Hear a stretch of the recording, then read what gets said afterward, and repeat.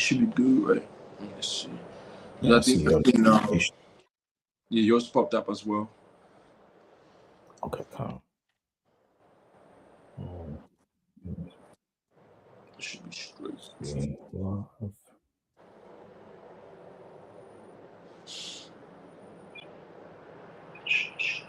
Yeah, we good. We good. All right. Shalom, shalom. Hey, shalom, shalom. First and foremost, Barakatha Yahweh, Barakatha Yahweh Shai, Barakatha Yahweh, Barakatha Yahweh Shai, Barakatha Yahweh, Barakatha Yahweh Shai, Call Halal, Yahweh, Bahasham, Yahweh Shai, Bahasham, Raha, HaKwadash. Double honors to the beloved apostles and elders of Great Millstone, better known as GMS, who rule well. Peace and salutations unto the hopeful elect, the tabernacle of David, starting with the 144,000 and the rest of the men, women, and children out of the 12 tribes whom Yahweh Bashem Shai will ultimately have mercy upon in these last days. I'm your brother Matazabath. Joining me is the beloved brother Yashar. Shalom, shalom. Right, and we are GMS Australia. All right, and today, me and the beloved brother, we just want to go into some things that has been happening across the globe pertaining to World War III, which Lord's will, depending on the timing, we can get it in. We also probably are going to do a part 2 tomorrow evening. But firstly, we just want to tackle the video that the beloved Elder Pastor Harp recently put up a few hours ago, entitled "Give Me Your Feedback," and this is going into IUIC Salakia. I think they were asked a question on their panel pertaining to an Israelite man dealing with the heathen woman, and basically, if there's children involved, what's the goal with that situation? So what I'm just going to do, I'm just going to play the video. You're more than welcome to, Akia, if you want to interject at any point in time, but we're just going to let it roll.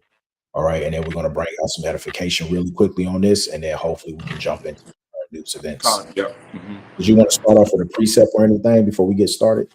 No, we can, you know what? Yeah, I had a quick preset. Okay, Con. I'll just get this right here real quick. Luke, no, I got one. If you got one, I had Luke because with the things that has been going on to do with the what we're going to touch on, and then this situation here as well. It's like how about Shimon Shah is working right now. We come to a time where like you gotta get smaller. Mindly, meaning like you can't be watching different groups when it comes to the truth, because IUIC is telling you something different from the Bible. All right, IHPK, all these groups are telling you something different. So, and we come to a time where the scripture says in these last days, many are going to come out and say, I am anointed one, and they shall deceive many. So you don't want to be caught up in that situation. And it's funny that all these things are happening right now. Matthew 24 is happening right now. At the same time, you're just going to be in the spirit. To really catch it and see that, we're in that time where the Heavenly Father, how about Shimon Shah is speaking. So one of the precepts I had to, unless you want to bring down yours first, Akio? Yeah. This is 1 Timothy chapter 1 and verse 7. Desiring to be teachers of the law, understanding neither what they say nor whereof they affirm. Okay. And this is the situation that you have. All right. You have these men. Even this is the reason why the Spirit hopped on Elder Apostle Tahar before the start of 2026 to deem this year the year of apostasy, false teachers, and false prophets. All right. You have guys out here, in a sense, desiring to be a teacher of the law, but they don't even understand the law. Okay. They don't understand the overall or what they're supposed to understand. And that goes back to Proverbs chapter 4 and verse 7, which clearly says, wisdom is the principal thing. Therefore, get wisdom, and with all thy getting, get understanding. You can have all the wisdom in the world, but what good is that wisdom if you don't have the understanding behind it to back it up? That's right. All right. And what you're about to see in this video, it seems like to me they just winging it at this point, man. They just going into scriptures read it verbatim and say, well, see, that's what it says, not going into the context of what was actually being established there. But you're going to hear it from here. Did you want to bring out a point or good? Yeah, I was gonna bring up precept right here real quick. Yep. Go ahead. This is the book of Luke chapter 8 verse 17. It says, "For nothing is secret that shall not be made manifest." So I remember a couple years ago, we would make lessons and be like, "Oh, watch out for these groups. They're false prophets. They don't know the Bible. Either they know the Bible, but they sold out. So everything will be, you guys just hating, you talking, you talking crazy. How they sold out? Maybe everything they're saying is scriptural. GMS is going off. We're like, okay, you know what? Cool. You follow them, right? Mm-hmm. So it says, for nothing is secret that should not be made manifest. And then another thing is, like the brother just mentioned that whole Pastor High named this year. It's being manifest right now to people that IUIC is waxing worse and worse. Okay, the deceiver and the deceived what are gonna wax worse and being deceived and all that. It's happening right now, and the false prophets are rising up on in high places. Okay, they're being praised right now, and then it's crazy. Like I mentioned before, it's all happening. It's all happening as what Matthew 24 is wrecking out right now in our faces. Mm-hmm. It says, "For nothing secret that shall not be made manifest, neither anything hid that shall not be known and come abroad." So everything is coming to the light right now. Yep. Nothing is going to be hid. Nothing is going to be kept in secret. Oh, I don't know. I'm not too sure. No. It's here right now. So it's up to, again, like we can't make anybody be of the elect. I can't make myself be of the elect. How about you? Yeah. I gotta be dealing with you to really see what's going on. Now, if I can see it, do I go quiet? If I've been doing lessons, or the bird right here, if he sees, does it go quiet? The apostles, even the apostle Hamid, putting up this video, give me your feedback. Do you see what's going on?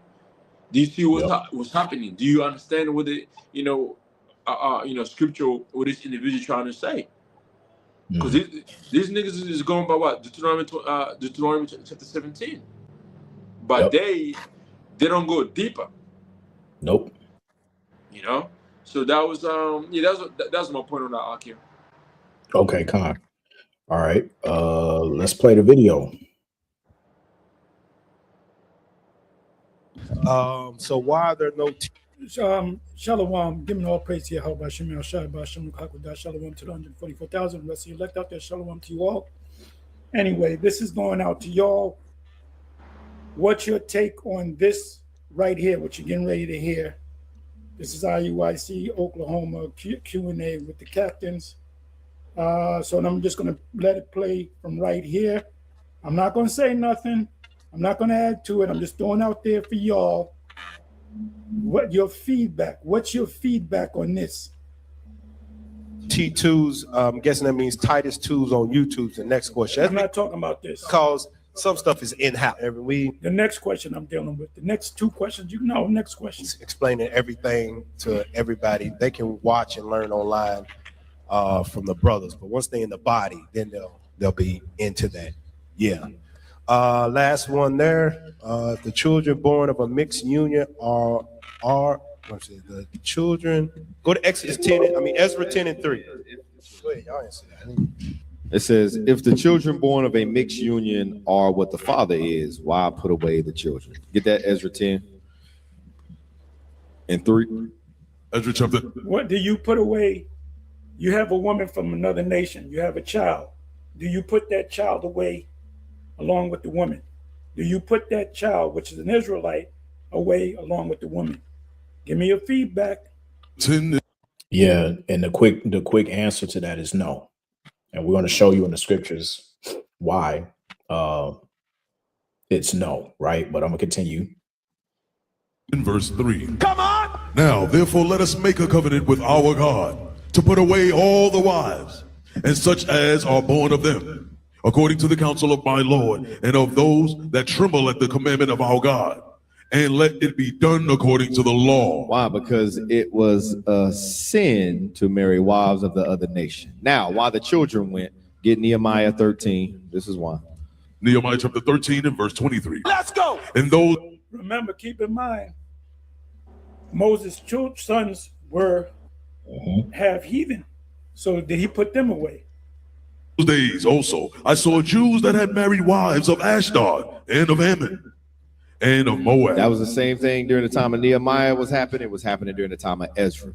They seen Jews marrying wives of the other nation. Read on. And their children spake half in the speech of Ashdod and could not speak in the Jews' language. They spake half in the speech of Ashdod and could not speak in the Jews' language. They were unclean. Because think about it, who raises the children? I guess they wasn't Hebrew Israelites then. They couldn't speak Hebrew. The mother. crazy. That's why Ezra said, listen, put them away, get rid of them. They just came out of captivity. They was dedicating the temple back to the Lord. They were trying to clean filth. So do you you have women of the other nations, you have children by them. You're an Israelite. The children are obviously Israelites. Do you put the wife, the woman of another nation away with the children that are Israelites? Keep in mind, Moses had sons with a woman of another nation. Mm-hmm. Yep. Out of Israel. So they said, listen, put away your wives, and guess what? The kids gonna go with them. Why? Because many of them spoke half in this. They were unclean. They spoke half in the speech of Adonai. So these children are these children which are Israelites, not the children that these women already had, but these children that were begotten of Israelite men. What they put out. What's your feedback? What's your feedback? What's your feedback? You also read that in 1 Corinthians 7, same thing. Many of y'all go through that as well. But watch this, read on. Verse. I don't know what he means by first. I guess he means unbelieving wives. You have an unbelieving wife, you keep that wife. They teach, however, that if you have an unbelieving wife and she doesn't come into the truth and you come into the truth, you can cut her off. And if she pleases to dwell with you, you cut her off anyway. Are they going based upon scriptures? Their fear towards me is taught by the precept of men.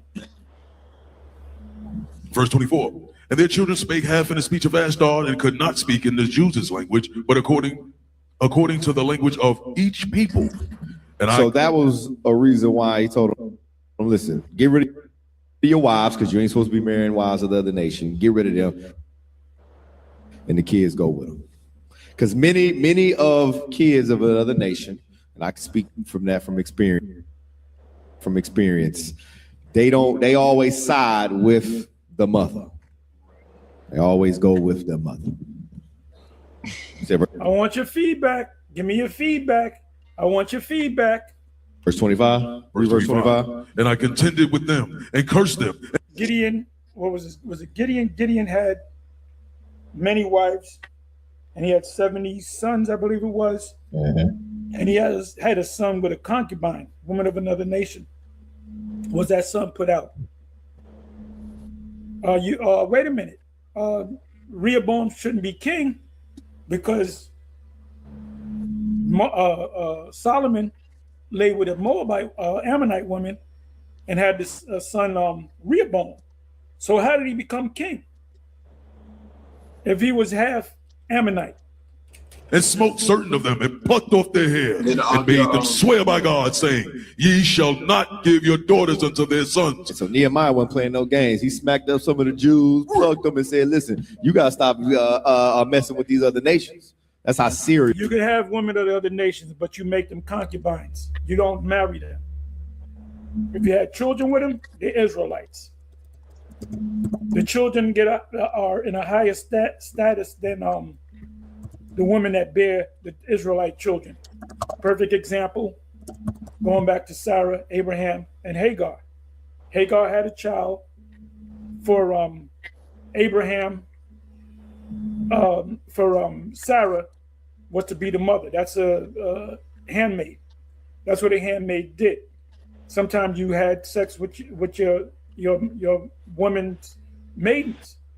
And if whatever was born in the house has become the mother of the house. It becomes their children, but she despised it. She came up with the idea. So can you have women of the other nations? Of course you can. You just can't marry him. You can't put him on that status of an Israelite woman. Serious it was. Bishop even said it in class before concerning those that intermingling and the kids and the offspring of it. That was it. That was the last question. Yep, that was the last question.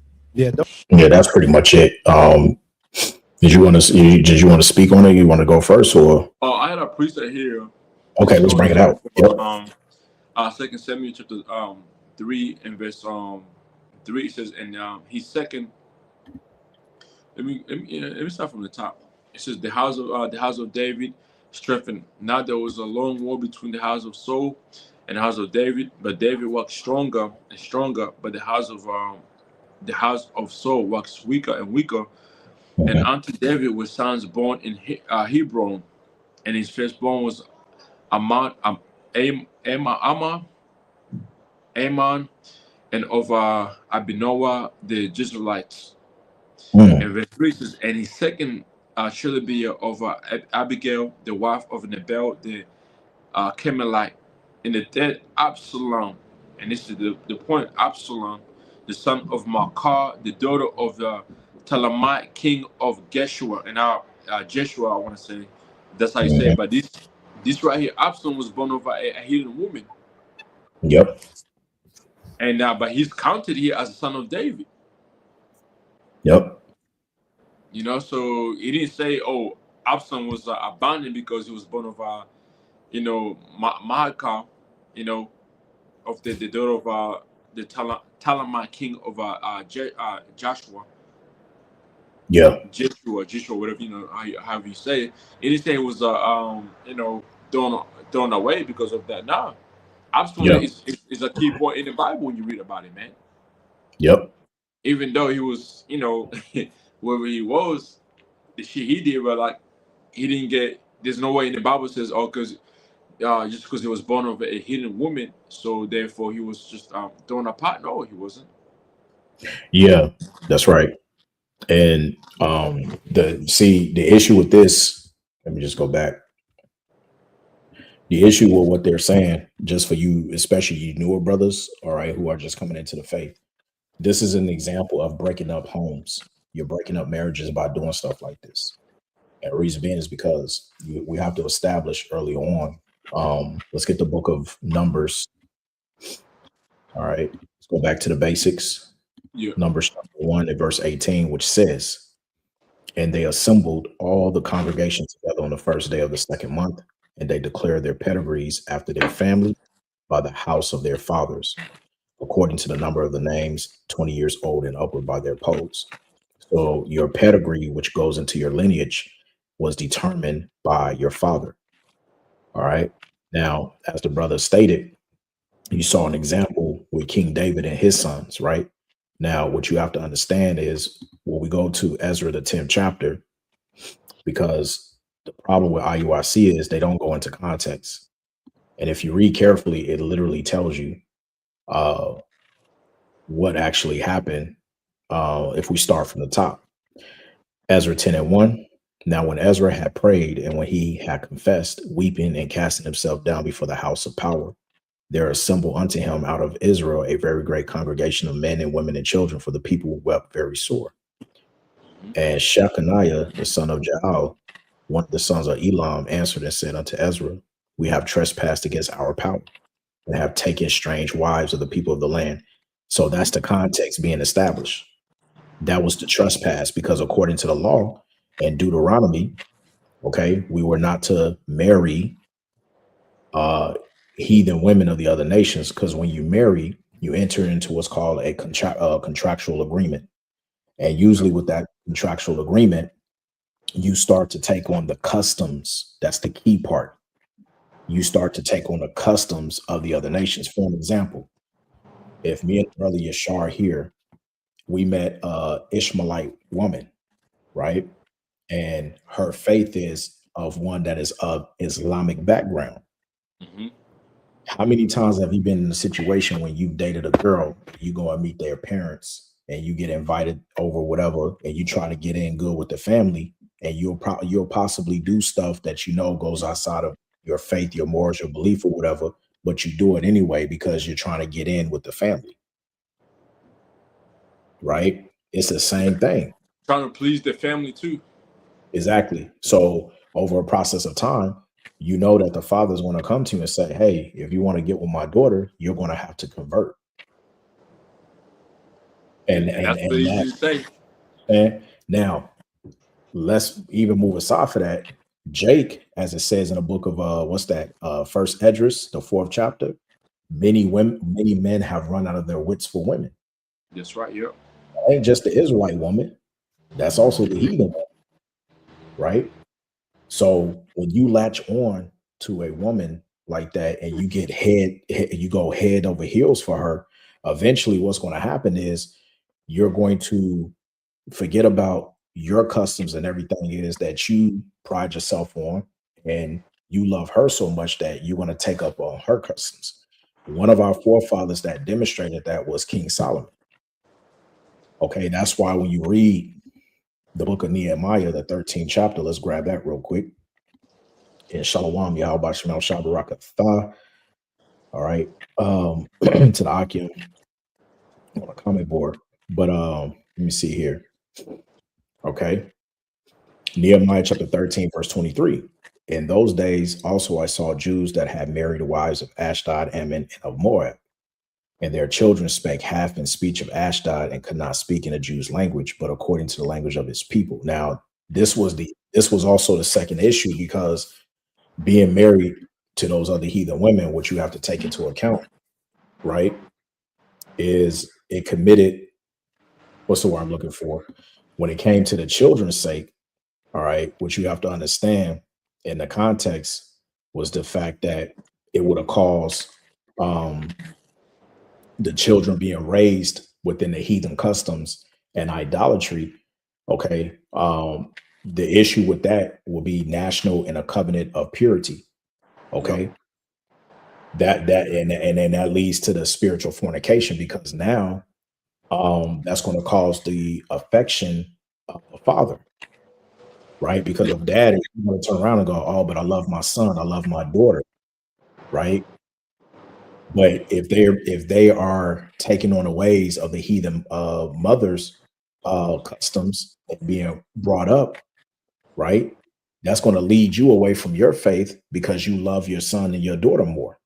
Yeah, and that's why Yahushua even quoted in his last days, if you love your mother, your father, sons and Yep. daughters, and you love me, you can't be Yep. you can't be my disciple or serve me, because we're in a time right now where idolatry is on high level, man. Exactly.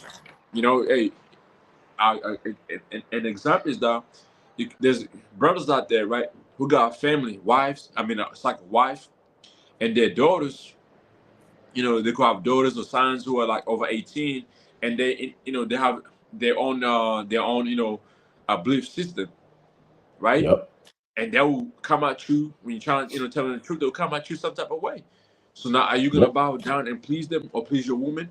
She's a Mhm. she's a hardcore Christian. Oh, you're antichrist, and now she's calling antichrist. She's calling you all these names. Are you gonna turn Right. around and give out the truth because of that? No. Yep. But like the brothers mentioned, during the time of Ezra, that did happen. You had men that lost their wits for their women.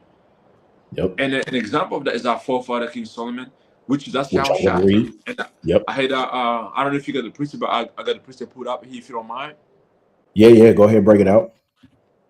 First Kings chapter 11. You heard that one as well, right? Yeah. It goes into verse 26, but bring your point out and then I'll Okay. read verse 26. Beautiful. First Kings chapter 11, verse 1. But King Solomon loved many strange women together with the daughter of a Pharaoh, women of the Moabites, Ammonites, Edomites, Zidonians, man, here flavors, man, and Yep. Hittites, of the nations concerning which the Lord Yahweh said unto the children of Israel, ye shall not go into them, neither shall they come into you, for surely they will turn away your heart after their gods. Yep. Solomon clave unto these in love. This is going Mhm. into marriage. Yep. Okay, it says I want to look up the word clave, what it means. Cleave.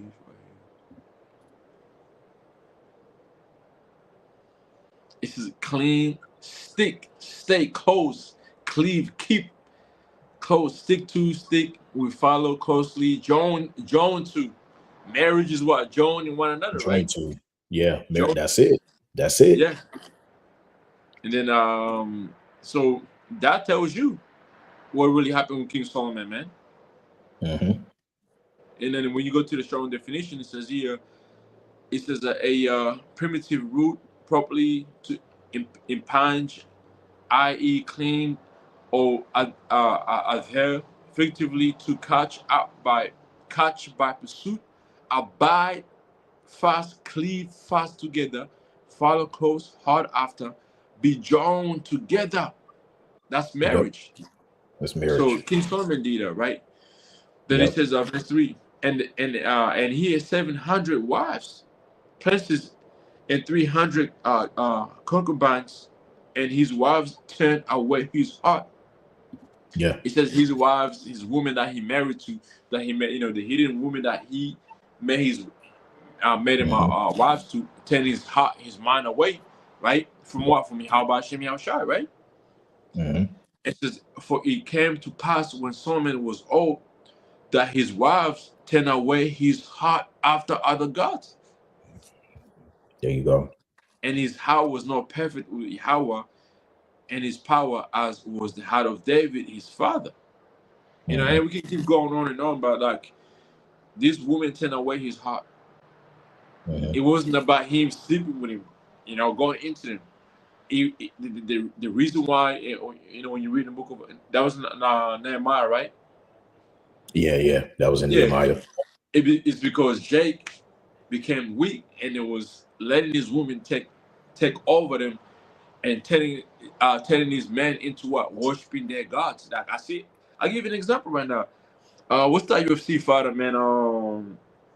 Jackson was his first name. I forget his first name, but his last name is Jackson. Mm-hmm. Rampage Jackson. Oh yeah, Rampage Jackson. That nigga right there, Yeah. man, he's into Moabite's woman, man. Mm-hmm. The nigga will put a whole Moabite, feet on and then do the whole candles and do the whole thing, man. Yep. That's an example we're talking about right here. Mm-hmm. And you gave an example, like you and I, like, we meet Ishmaelite women, and we somehow now we put the whole thing wrap on. Next time I see the brother, like, hey, salam alaikum. Yeah, right. That's what it is. Yeah. The Ramadan is coming. Hey, man, I'm keeping Ramadan, man, with my wife. Whatever they do, their tradition towards their gods, you keeping up. Okay, that's what what was happening during that time. And you see that a lot here. Man, I know a few individuals who really became so-called Christians because their women made them. Yeah. Prior to that, they were so-called awakened community, but they're Jesus loves you, man. And I'm like, what are you getting that shit from? My woman. I'm going to church fucking 4 times a week. My woman, I gotta go with my woman. There's just here like that doing that shit, man. Turning into an idolatry. Right. Mm-hmm. So that's one point of that here. So here. I pulled up here from 1 Kings 11:2, where you go into that Hebrew word debak. When it says that Solomon clave, it literally means man to wife. So he married those heathen women, which he was not supposed to do. Yeah. All right. And going back to Nehemiah,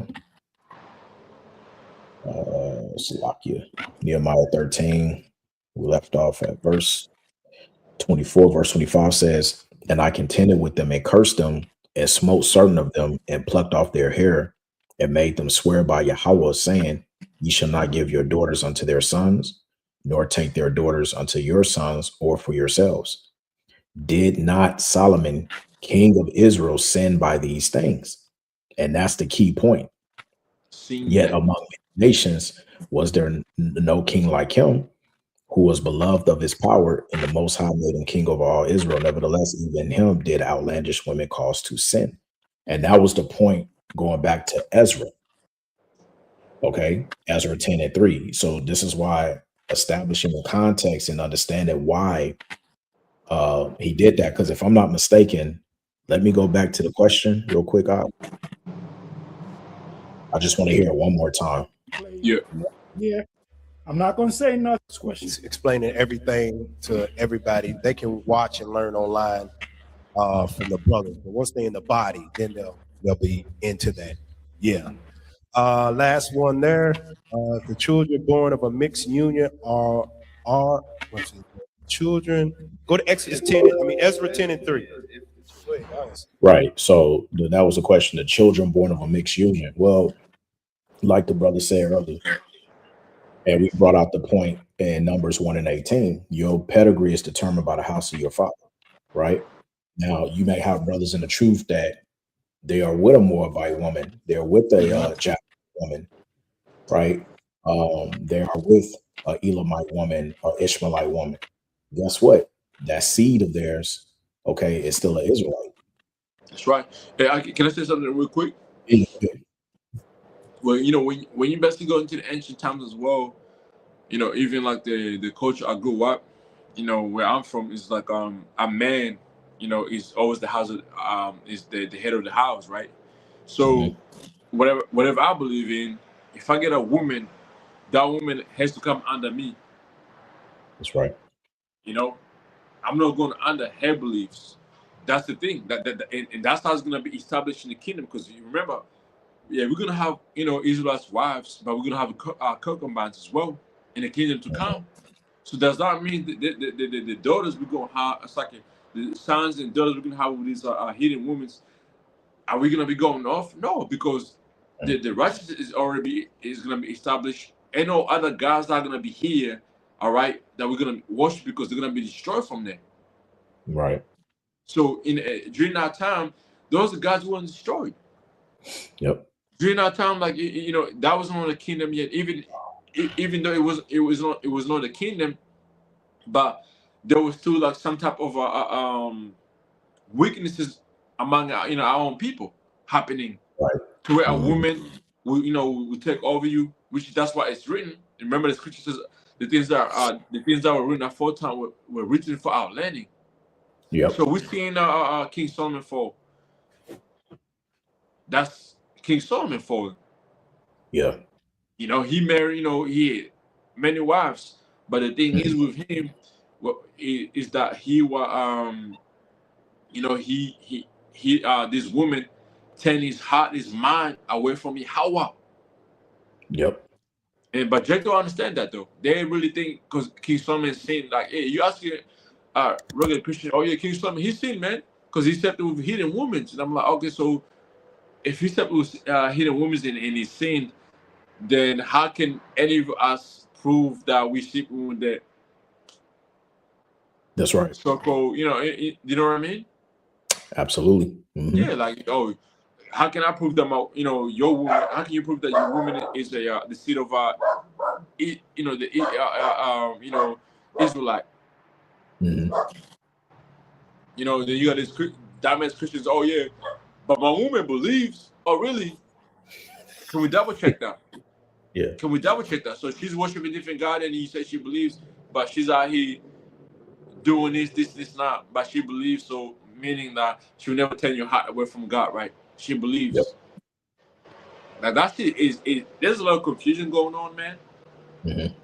You know, so to the time to come, like you know, hey, we're gonna have, you know, like the scripture says in the book of Isaiah, that the little one should become 1,000. And then, you know, when you take over a nation, the woman became they become your booty. You take them. Yep. So what are we going to do with them? That's the key. Yeah. Like I just that's the question to IYC, you know, all these different groups, you know, IH3PK. Like, what are we gonna do with these women that of these nations? Then when you know, everything established and they're here. Yeah. Oh yeah. I'm burying. Oh yeah, I can't touch it. She's a hidden. Get the fuck out of here, man. These nations, they did the same thing, and the scripture says that we're gonna do what they did in righteousness. taking that woman and having the kids with him, it don't change nothing. We already brought it out, like in Numbers, your seed, your heart, your mind is of your father. Yep. But Jack to these, they don't understand that shit, man. Okay. Mm-hmm. Like I got a precept for you, because you touched on where you come from. The man is considered the leader of the house, and the hey Shalom Zaquan Yahweh Shemel Shabra Shemel Kahakodash. Yeah. Oh yeah, bro. I be up late at night, so I be catching brothers. I was like, oh, the brothers are on, man. I would have invite myself. I just, I said, what's up, man? Chiming in. I was listening to what brothers are saying, man. And yeah, man. Eddie, you had mentioned about what's gonna happen to these women when we get them, like you said, because they booty, and they going into captivity. You know what I'm saying? If they like something, right? And it's gonna be, especially the young ones, that's not gonna be having men already, so they're gonna be virgins. So they're gonna grow up in our home, serving our wives and daughters, and then eventually they'll be concubines, man. And then we'll have children. Right, with them. You know what I'm saying? We're gonna have children with these other nations, man. And they're That's gonna right. be Israelites. Them babies gonna be Israelites. And unlike Esau, we're not putting our children into captivity. No. Esau put his kids in captivity. I did a lesson earlier this week, going into that, man, because Esau enslaved a lot of Edomites, man. It's a lot of chocolate covered Edomites running around here amongst our people because they Esau, such a demon, you know what I mean? The kids had to inherit the mother's condition. So if the mother was a slave, then that kid would be a fucking slave. And in reality, you destroying your own people. We ain't doing no shit like that. And them kids, the children that we have with the women of the other nations, man, they're gonna be under. It's just like, they're under the rulership of our wives, man. I'll just speak as a man. You know what I'm saying? Like your wife ain't, like, none of our Israelite wives are gonna look at them children from them concubines any different than the children that came from their own womb. Yeah. Right? Yeah. They're just gonna know that, hey, I'm an Israelite. You know what I'm saying? It don't even matter if that woman, if your mom's is a heathen, it don't matter. I'm an Israelite. She's going to die one day. You know what I'm saying? She's gonna have to go to captivity. So at the end of the day, they're gonna be raised as children of Israel, and they're gonna get, if they're sons, they're gonna get inheritance. They're gonna be kings, right? They're gonna enjoy. They're the Lord's people. Yep. Hey, Elder, remember when that's the book of Peter, right? When Apostle Peter said, like, you wives be obedient to your husband as Sarah was to Abraham, right? Yep. That's in the book of Peter, right? But check this out. Genesis chapter 16, verse 2, right? And Sarai said unto Abraham, behold, now the Lord Yahweh have restrained me from bearing.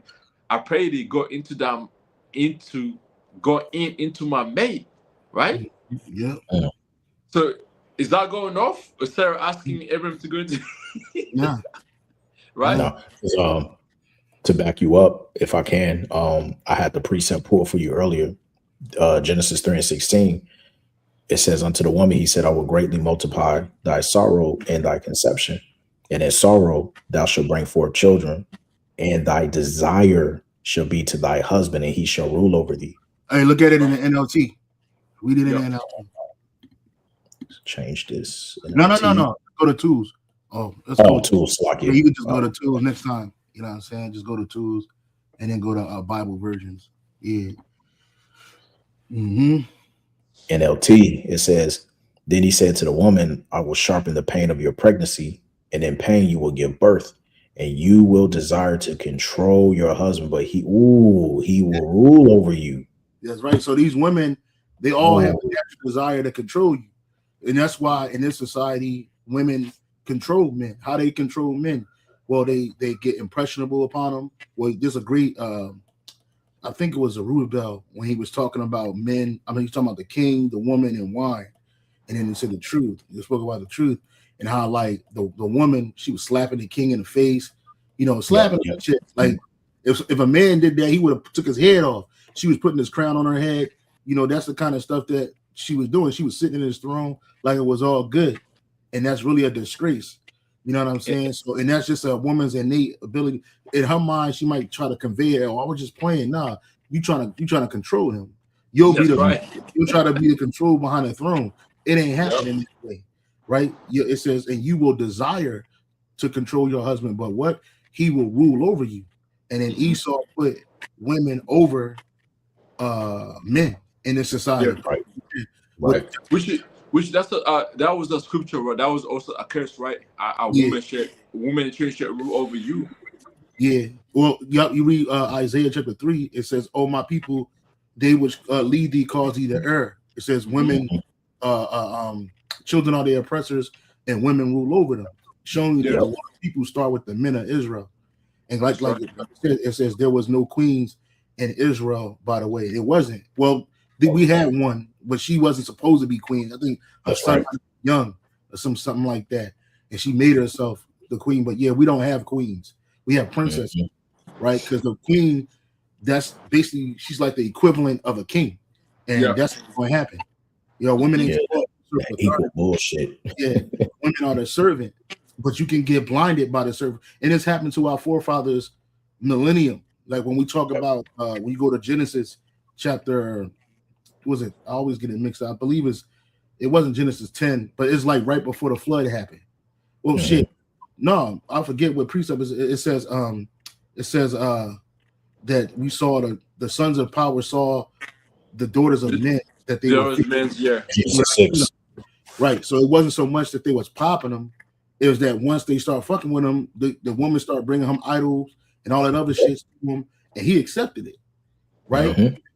Even one of our the prophets, our forefathers, I always get them mixed up. I was either Zephaniah or Zechariah, but it was one. Oh, it might have been Ezra. I think it was Ezra. He had pulled the hair out of Jake's face because what they were doing was they were going into these women of other nations, but they weren't schooling the children on their Israelite culture. That's the spirit. We read that before. They was letting Jake children be influenced by their mothers, so they weren't fearing Yahweh Shem Yahushai. They probably was idol worshiping. They were speaking the language of their mother, right? So they were neglecting. And so what he told them, hey, lead them where they at. They still Israelites. The kids are still Israelites, but still, like, it was like separate yourself from them, because what happened is the women are corrupting you. Yeah, you know what I'm saying? And that's what they are. Women will try to corrupt the man in any way she can, because she ain't really thinking about the man. A woman is supposed to serve you and be under your rulership, and she's supposed to be a helpmate unto you. Now, there are women out there that have a spirit of wanting to be a helpmate, but she still got Satan on her, right? Definitely. So you still gonna have that problem. But again, these women, just like it wasn't King Solomon, it wasn't that he married them women or he dealt with the women of other nations. What King Solomon did was he was consolidating power. So how they did it in the ancient world, you had to marry your allies' daughters and shit. That cement power. I mean, that cement the covenant between y'all, or the agreement, right? Yep. So, like, you're not going to invade a country if your daughter is a princess over there, right? No. Right. We're not going to do that because my grandkids, you know what I'm saying? I'm like, what's going to happen? So like that makes sense. And then it was also too, he was nation building. He was building his empire. So these agreements, again, they stood on marriages, because that's what marriage is. It's an agreement between two families of fathers. You know what I'm saying?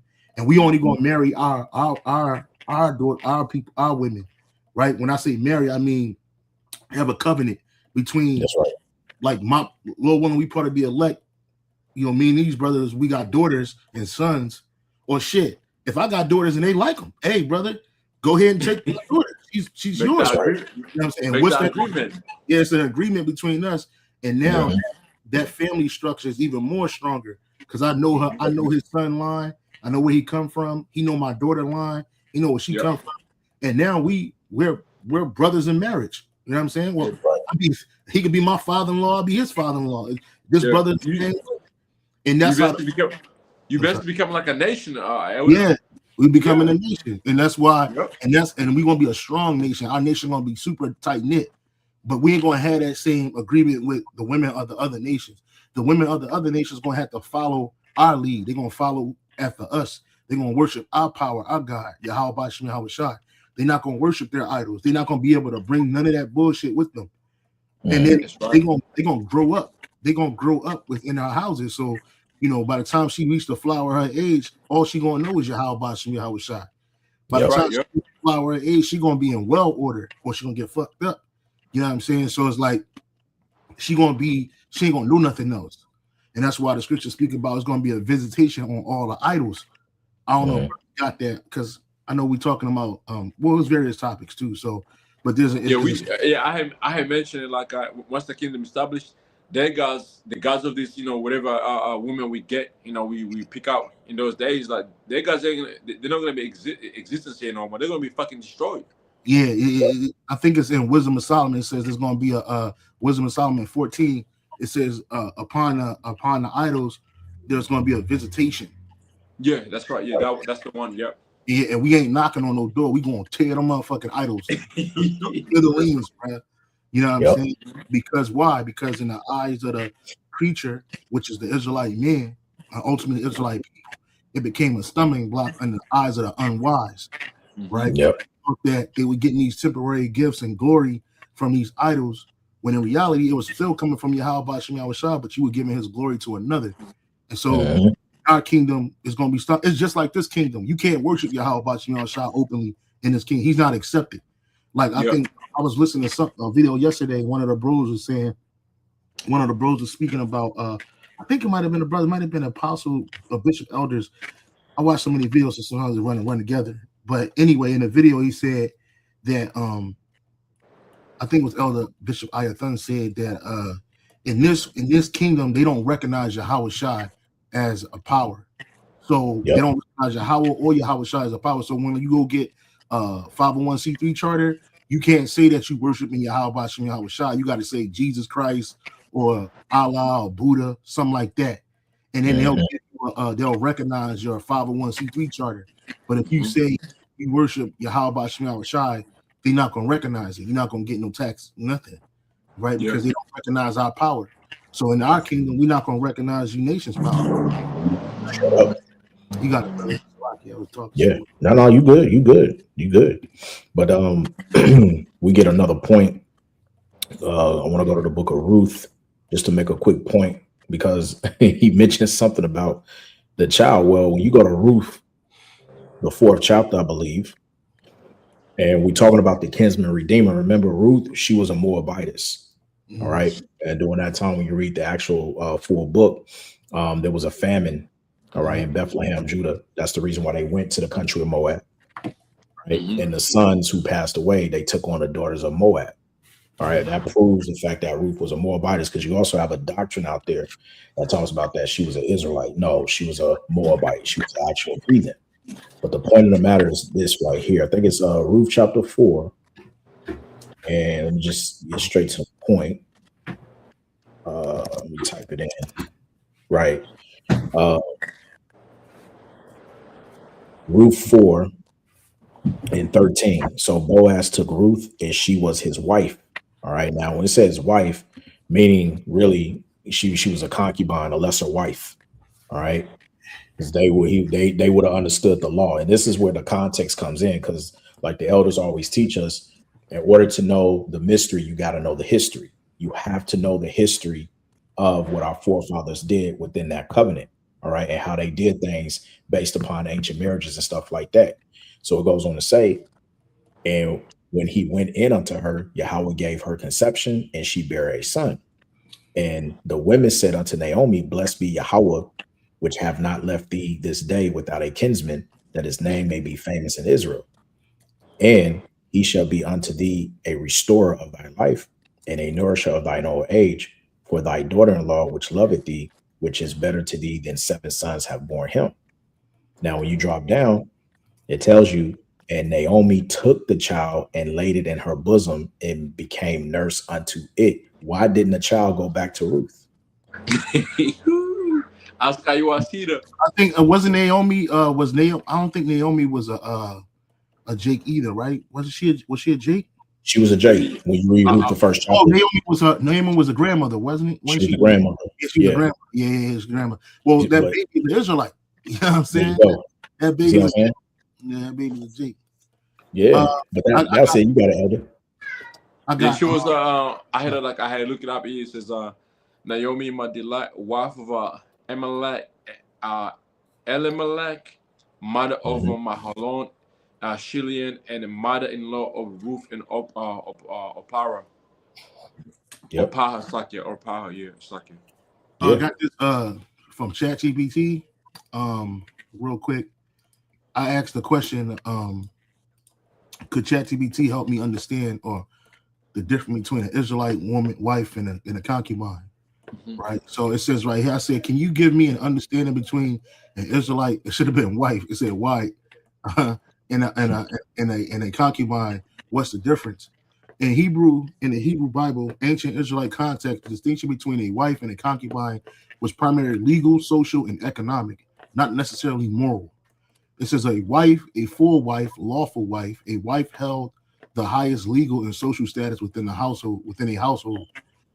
Key characteristics: a formal marriage covenant. We were talking about that agreement between the families. Usually involved a bride price, a mohar, and a family agreement, which we talked about that. Yep. Had full legal rights and protections. Her children were primary heirs. Held recognized authority within the household, like Sarah over Hagar, right? She held, even though Sarah asked Abraham to go into Hagar was still her servant, but she was vaunting herself and boasting herself against her. So you know how women be, and so Sarah whooping her ass, and she tried to run away, and then the angel told her, "No, go back, go back and serve your mistress." You know what I'm saying? And everything's gonna be all right, basically. And then eventually, and then the angel gave her some good prophecy and words to her. Your son gonna be good. He gonna grow up. He gonna have 12 sons and blah blah blah blah. That. But the point of the matter is that Hagar didn't have preeminent role in it, and she is the there was a word that Paul uses. Oh, she was the bond woman, and our mother Sarah was the free woman. And there wasn't so much that the distinction, even though Ishmael was the older son, right? And in our culture, in Israelite culture, the eldest son, get the greater blessing. But it wasn't, that blessing wasn't for Ishmael. He didn't get the blessing that Isaac got. Isaac received the preeminent blessing because that's what Yahweh Shai wanted. We had some of our forefathers came from bond women, right? You look at the 12 tribes. Not every 12 tribe came from Leah and Rachel. I think, what I'm saying, Leah had a daughter plus like 4 sons, something like that. Rachel had 2 sons. I believe 2 sons, Benjamin and I want to say Benjamin and Joseph. I think she had Joseph, or she might have just had 1. But anyway, I get mixed up. It's a lot of history. But the point of the matter is that they were still, all the men were still Israelites, and it was only one Israelite woman amongst them, and that was Dinah. And ain't no tribe of Dinah. So we could deal with these one nations like we did. Her children were primary heirs, held recognized authority within the household. A wife was considered part of the core family structure. Marriage created binding obligations for inheritance, provisions, lineage, social legitimacy. Example: Sarah, Abraham's primary wife; Rebecca, Isaac's wife. Right now, he had 4 wives. He had 2, what you would call primary wives, because Leah and Rachel were sisters. I'm sorry, I'm going off. We're talking about Rebecca. Isaac had Rebecca. That was his primary wife, right? Now we don't know if he had concubines. We know Abraham did because he dealt with Hagar. What I'm saying? So, but the point of the matter is concubine, or piladash in Hebrew, a concubine was a secondary wife like a partner, but with reduced legal status. Key characteristics: recognized union, but not a full covenant marriage. So brothers recognize that, hey, that's that man's wife. It don't matter if she's a concubine or not. Ain't nobody going in on her. That's right. That's what happened to one of our forefathers. Was that King David? No, it happened to Jacob, but it was his son Reuben. Reuben, that's right. He laid with his concubine on his couch. Yeah. He just went off. And he was the firstborn. You know what I'm saying? So he didn't even get that firstborn blessing because of that. You know what I'm saying? But that was his father's. He shouldn't have went up in her. So it says a concubine was a secondary wife like a partner, but with reduced legal status. Key characteristics: recognized union, but not a full covenant marriage. So that union between who was her Ruth and Boaz, it was a recognized union. Why? That's right. Because her Israelite husband had died, and her mother-in-law Naomi told her to go back amongst her people, but she didn't want to go back with them. She wanted to stay with Naomi. So they was like, wait a minute, well, your husband died, he didn't have any heirs, so you gotta find one of his family members, and you gotta deal with him and bring an heir, because that's part of our law. If the man died without a son, she has to marry either the brother or somebody close to kin to him and bring forth that seed because it's his seed. So what happened was the first guy from the family, he didn't want to do it. He threw the shoe at her. And then Boaz, he being an upstanding man, he was like, I'll do it, man. After some convincing and talking to the elders, I'll do it. You know what I'm saying? And then it was all spiritual anyway, because that's part of Yahushai's lineage. It goes back to King David. His father, I think, Obed was born out of that union between Boaz and Ruth, and then out of that came Jesse. Jesse is the father of King David, right? So nothing stopped there. So it says recognized union, but not a full covenant marriage. Typically, no bride price or full marriage contract. Had limited inheritance rights. Depended heavily on a man's protection. Children were legit. Listen to this. Children were legitimate, but often lower in inheritance rank. And that's not, so the children, we can get rid of this lower in inheritance rank, and it just says right here, legitimate. The children were legitimate. They were Israelites. So it says concubine was not simply a casual partner. He was socially acknowledged, but her status was closer to a dependent partner, a secondary household woman, a wife of a lesser rank. That's all it is. Right? She's still respected, though you deal with it accordingly. You know what I'm saying? You ain't horning her out, you ain't pimping her out, you know what I'm saying? You ain't brothers come over and like, yo, go ahead, go on my contract. No, nobody's gonna touch that one. That's your wife. That's one of your wives, you know what I'm saying?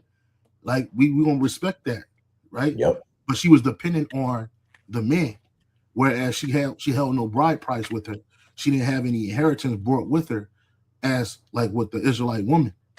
Like, you know what I'm saying? So it's like that's the same thing happened with Ruth. You know what I'm saying? She didn't have she held a secondary household ship as a woman, a wife of a lesser rank. Important, concubinage was a structured institution in the ancient Near East, not equivalent to modern ideas of mistresses or girlfriends, right? Yep. Says legal status, a wife had the highest and the concubine was secondary. A marriage contract, yes. With a concubine, you don't have no marriage contract because normally she was booty from a war or something. We took the people over and we just took her. We killed the family, all of that. You know what I'm saying? We took her ass. It's a certain one. I'm sorry, you got it, brother. No, that's what I was going to say. Back you up. That's in our law too. What's that? Deuteronomy 21, dealing with domestic relations. So when you will go into war against the other nation, you see a woman that's beautiful and you desire her to wife. That began that process, and then we had to let her, lament over her mother and father for a full monthly moon cycle. Right, you had to par her nails, shave her head. All right, and then only by then you can go into her to seal the deal. Yeah. And can I say something out here real quick? So IUIC pushes the law, right? So how come they push that law away? You study the laws, the statutes, the commandments, but there's a law on how to deal with other nations' women. If you take them out, once the war breaks out, there's women left over. There's a way to deal with them, but somehow they don't read about that law though. So I guess are we gonna stay here? Be like, oh, that law is done away, like the Christians do all the time. Oh, it's done away. Okay, it's done away. Is that what we're gonna say now? Yeah, or IUIC, they teach that you can't have multiple wives, right? So these guys talk about the law, the statutes, commandments, and in reality, they're just a westernized Israelite group. That's right? it. They're a westernized Christian Israelite group. That's all they are, and they got to push that because why? The modern women don't like competition. So she don't want you to have more than one woman, right? But then the scriptures, our forefathers had more than one woman. I did a lesson on this. I did a recent lesson, but it says that can I get this real quick? I always bring this information. Go ahead. Yeah, you good. I always feel like people don't really catch it because I never hear nobody else bring it up. That's why I always assume that. But this is ancient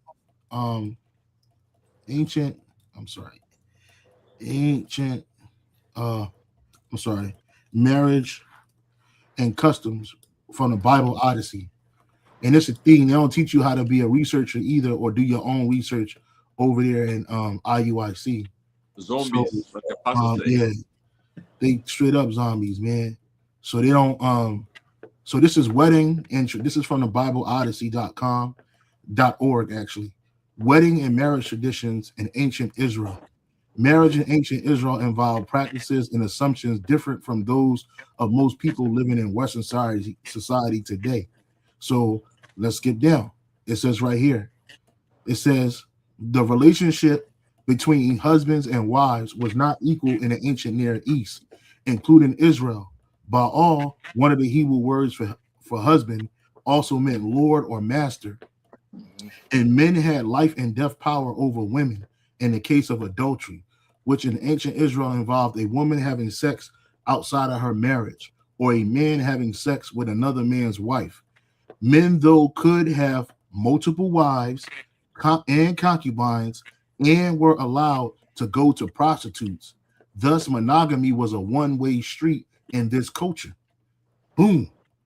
Right? And that lets you know that the only people walking down the street of monogamy is the woman. And that go for the Israelite woman and the concubine.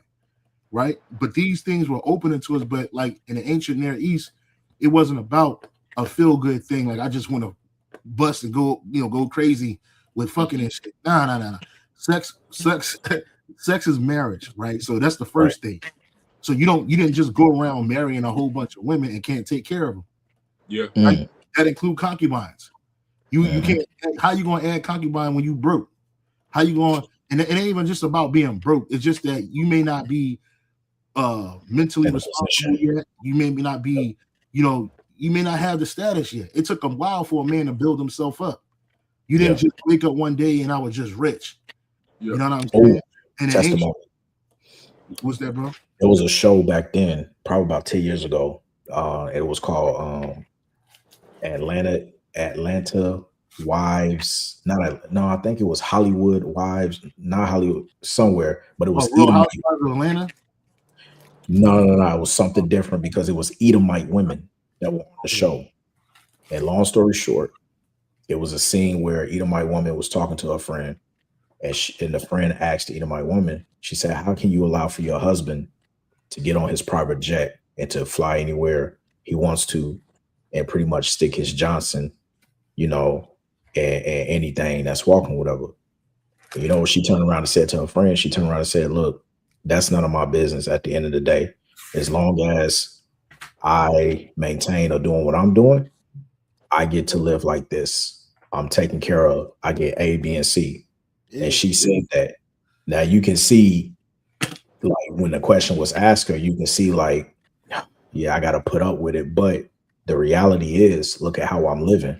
Yeah. So why would I mess that up? Because I'm worried about who he's doing at what time or whatever. As long as he don't bring nothing back with me or whatever, I'm straight. Basically what she was saying. Yeah, and then even in that is like, again, we leaning on the servant's opinion. Our opinion don't fucking matter. When you wealthy, you got options. When you broke, you ain't got options. We just talked about it. Literally just said it. If you broke, there's no way that you're gonna multiply wives and be cool. You be fucked up out here, right? But if you got money, then now you got options.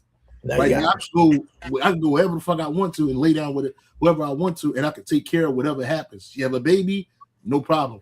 And that nigga Prince, what's his nigga? Prince Albert of Monaco. He's good for that, man. This nigga be laying around with bitches, raw dogging them, knocking them up, and having all these so-called illegitimate kids. But them kids is well off. One is like an actress, the other dude's a model. You know what I'm saying? He's in the Grand Prix racing. He a hat. Well, he not a hat. He's an Edomite, but he looked like a Jake, right? This dude, he was just busting off in these chicks. but he had the ability to take care of these kids, right? Mhm. So, like that's the thing, like those options open up to you when you have the ability to do it, because like I was going to say, marriage in the ancient Near East, it was more than just it was never about love. It was an institution. It was a agreement between families and social hierarchy. That's what it was. And it was to expand the family. All you doing is expanding your family's line. That's why the Like, Lord fruitful and multiply. You got it, brother. like Elder Ariella and Elder Stromba, they did a video on that, on the whole the multiple women thing, letting brothers know, like, man, this is not about just putting your thing in a woman feel good thing. No, this is about when you go into ancient custom, like the elders mentioning right now. It's about it's business. It's about business. Yeah. Yep. Yeah. I mean, the pressure comes with that, but like it's about business, and it's not what people really think it is. Even if some of these women, the way they think it is, they're wrong on that, man. Yeah, because Super wrong on it. they think that marriage is about love, and that this man is supposed to just be only into me, and if Romantic. he's supposed to be romantic and shit. That's not what this is about, and that's the Edomite romanticized version of love. It's not or what marriage is. The scriptures, well, I have a Zana how to be compact dictionary Bible somewhere around here, but it says marriage is basically a relationship between a man and woman, cultivated. I'm sorry, marriage is an institution or a relationship between a man and a woman and the Most High, the Heavenly Father, Yahweh Shalom Shai, and is also Constantly nourished. Yep. Yes, I think it said constantly Nourished by sexual intercourse, something to that effect. Yeah. I got yeah, bro. So that's what marriage is. And in this world, they don't want to hear that. A woman in this world don't want to hear that. Look, we already good. I'm laying with you. I'm taking care of you. She want to get that contract. She want to jump over that broom. She want a day about her. She want to be contractually connected to you, so that just in case anything happened, because she's always preparing to get the fuck out anyway, right? So she want to make sure that she has some legal rights over you. That's part of control, right? So it says right here, three major differences: legal status, a wife, the highest, a concubine is secondary. Marriage contract, yes. With a wife, with a concubine, often no. Bride price, yes. With a concubine, often no.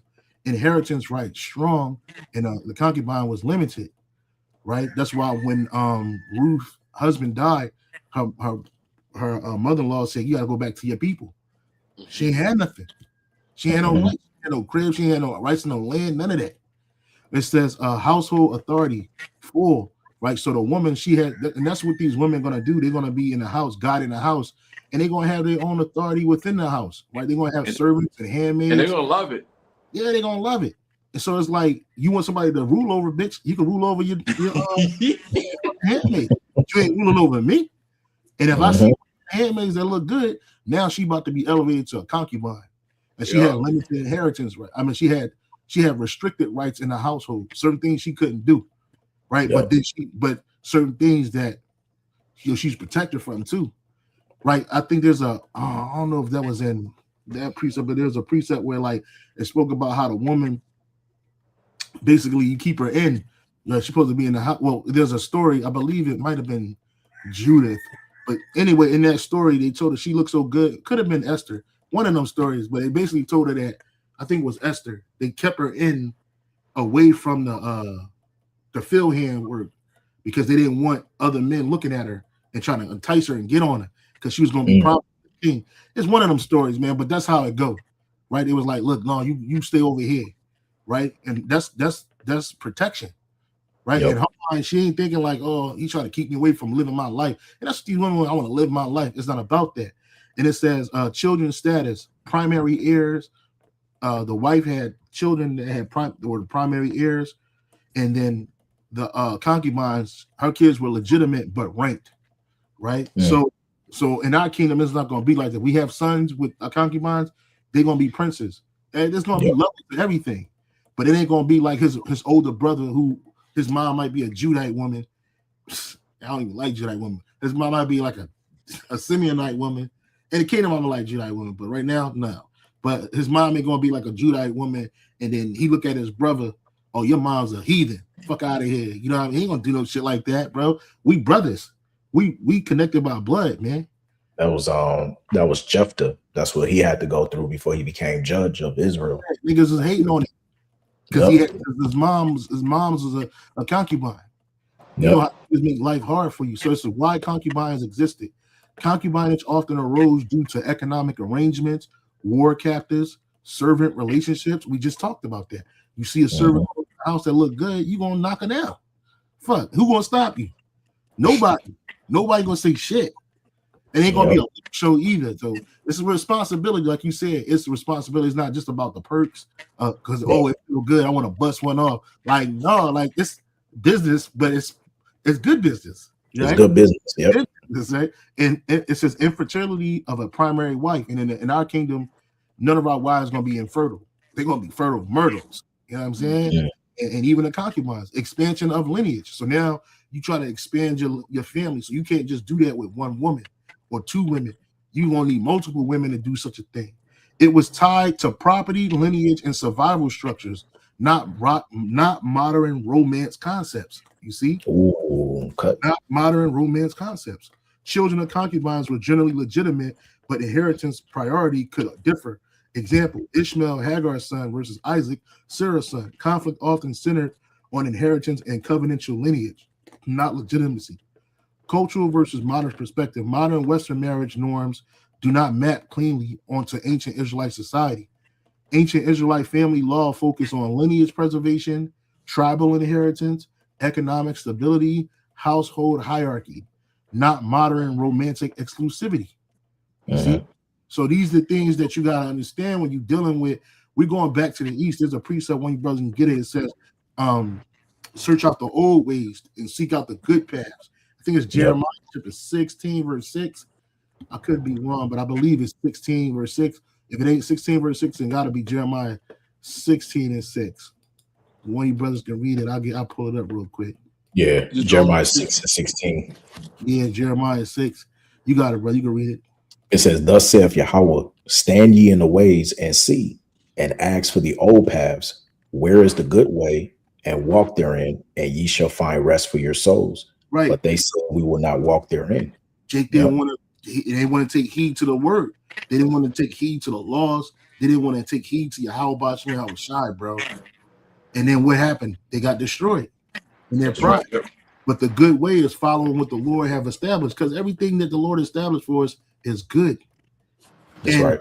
Me and a brother Kahan, through the Spirit part Yahweh Shema Shai, we did a lesson a couple days ago, I believe, and we came across this right here.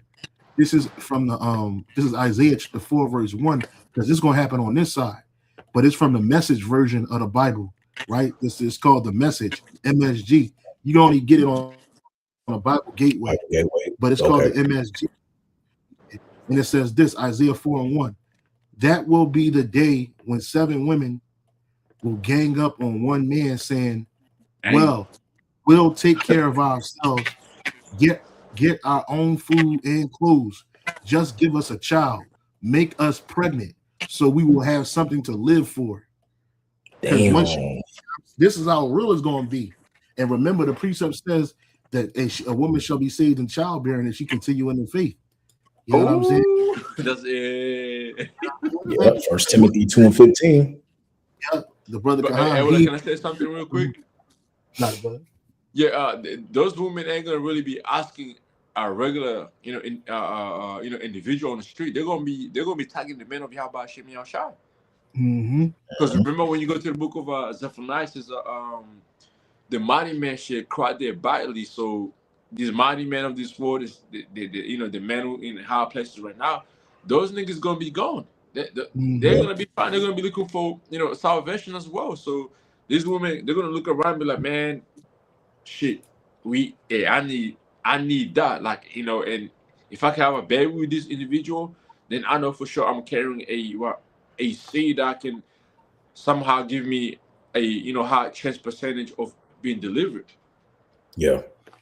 Because you ain't want to happen to your seed or your woman. So it's my woman now. Like, she under my protection. Nobody gonna fuck with you. So it's like, and like this is Isaiah 3 and 25 to 26. It's the latter verses in chapter 3 in the MSG. It says, your finest fighting men will be killed, your soldiers left dead on a battlefield. The entrance gate to Zion will be clouded with people mourning their dead. A city stooped under the weight of her loss, brought to her knees by her sorrows.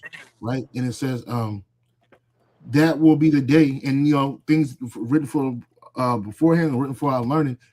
These things are going to happen on this side, and that's what they don't like to hear. You talk about this nigga Nate talking about some. Oh, you got to watch out for these Israelite groups, man. They be having orgies. They be forcing women to go steal $10,000 worth of merchandise. Just lying. Just lying. Swapping wives. That's fucking guerrilla Hebrew Israelite. That's the guerrilla Hebrew Israelite. Fuck out of here. Fuck that. Yeah. So that's also in Second Esdras, because the previous chapter you read in chapter 3, we know that there's going to be many men that's going to lose their lives in this final world's war.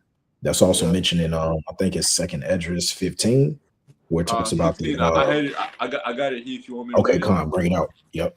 This is the book of Second Esdras chapter 16 and verse. Let me see. Start from verse 18. I'll start from verse 17. It says, woe is me, who delivered me in those days, the beginning of sorrows and great mournings, the beginning of famine and great death, the beginning of woes and the plowshare stand in fear, the beginning of evils.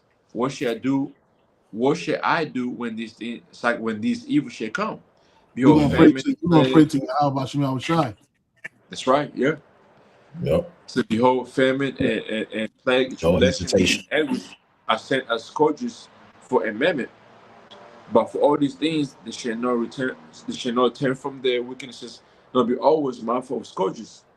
It says, behold, victuals shall be so good cheap upon earth, that they shall think themselves to be in a good case, and even then shall evils go up on earth, sword, famine, and great confusion. For many of them that dwell upon earth shall perish of famine, and the other that escape the hunger shall the sword destroy, and the dead shall be cast out down, and there shall be no man to comfort them, for the earth shall be wasted, and the sea shall be cast down. Is that the one, Akir? No, it's another one. There's another one. She lamenting having no bridegroom. Yeah, that one. Having no bride. That's good too. I think it's in chapter 15, if I'm not mistaken. I could be wrong. It's, can I read verse 24 real quick? It's verse 33. You got it, brother.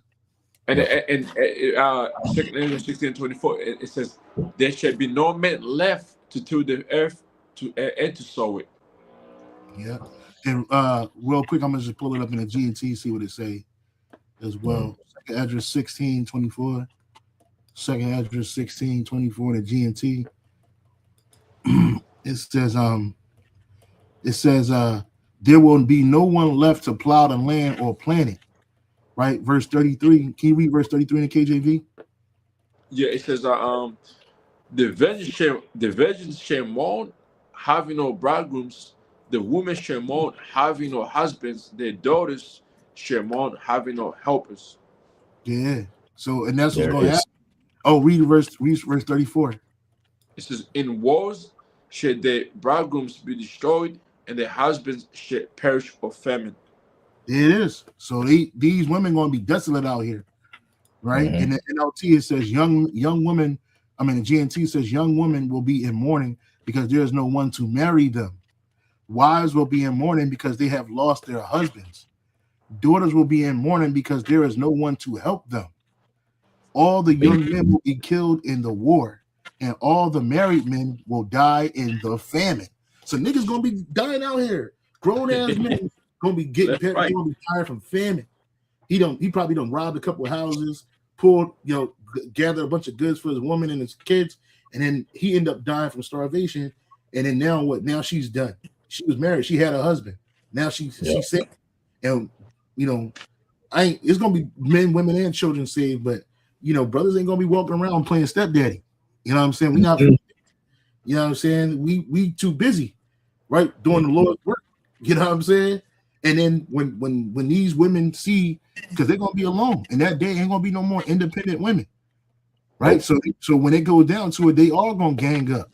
They are gonna gang up. I just before I even heard about this version of the Bible and in this particular verse, I used to say things like, "Man, these women gonna click up. That's a gang. Women click up, and they're gonna click up for protection purposes, and they're gonna click up because they got skill purposes. And then when they see they went into a man of the Lord, they're gonna be like, look, marry us all, be with us all. Fuck it, we all gonna be your wives. We gonna grow with you, right? They see the Lord. They see the power that you have, right? Brother's gonna be healing. Brother's gonna be defending. Brother's gonna be fighting. Brother's gonna be doing a lot of miracles that Yahweh Shai did, and then some. So these women gonna see that shit, and they're opportunistic. All women are opportunistic. Whenever they find opportunity, they gonna go to it. And they don't like to suffer. Women can't stand suffering. That's why women. And then you see, like, going back into the, when I was in the world, right?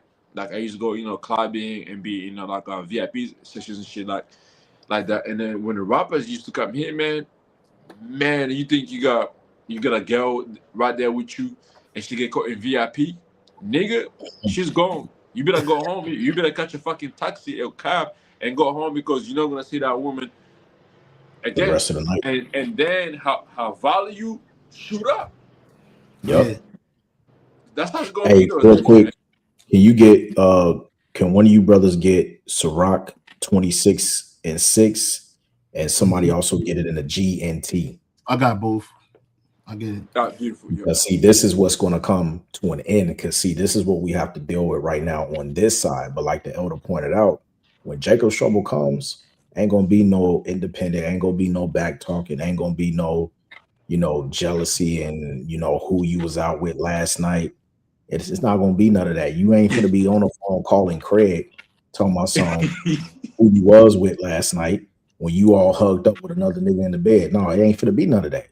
We better not hear that song, "Who Runs the World." Fucked up. Yeah. It's crazy when we was kids and we was watching that fucking movie. Nobody noticed that shit. It wasn't until we got older. We were like, this bitch had a whole nigga in the bed talking shit to her. You know what I'm saying? Bitch. You know what I'm saying? Like, who you went to the movie last night with? Bitch, what? You got it, brother. Yep. This is Ciroc 26 and 6. It says, but a grief of a heart and sorrow is a woman that is jealous over another woman, and a scourge of the tongue which communicate with all. Now, when you read that in the GNT. In the GNT, it says, but a woman jealous of another woman causes heartache and grief. Her tongue lashes out at everyone. Yep. Right. So you gonna hear about it. You know what I'm saying? You think back to what's those shows in the 90s, the Maury Povich show. Oh, okay. Man. The lie detector test with you cheating, the Jerry Springer. Okay, all of them shows, man. Listen, that's why Zaquan did a beautiful lesson a week ago when you touched on that issue with Bishop Nate. All right, and how the woman said in the video about, she was with a Hebrew Israelite and he believed in multiple wives and stuff like that. You know what I'm saying? See, on this side, who did that video? Yeah, you did the video. Oh, girl, that locked up. After he's talking about, I was like, oh, you did the video? I didn't check that out, man. And basically, long story short, see, when you look up the word Occidental, right? The word Occidental literally means the ways of the West. Okay, so you got a lot of Occidental Israelites, meaning they're in this truth, but with a Western mind state, and that's the majority of our women. Oh, that's a Occidental, right? Go ahead. Yep, you got it. Well, it's a French word, so it just I look for the definition, but it's a French word that means Western. That's all. There you go. It's a French word. Yeah. Right. So basically, as the elder read that precept in the GNT, we experienced that today. This is why the beloved elder Apostle Kabar always says, don't worry about, the women on this side, because you ain't gonna be able to keep them off you when that time comes, man. See, right now, we in the stage of, look, though it may be lawful, it's not expedient, meaning it's not profitable right now. You see what I'm saying? And this is where you have to, suffer and endure patiently, knowing that we can't be true heterosexual men on this side. We can't voice up. We can't, really serve Yahweh Shai the way we're supposed to on this side. So it may seem like the wall is stacked against us, but like me and the brother was discussing earlier, look how you can see the spirit of Yahweh Bashim Shah moving, because out here in Australia, these heathens is getting their ass kicked.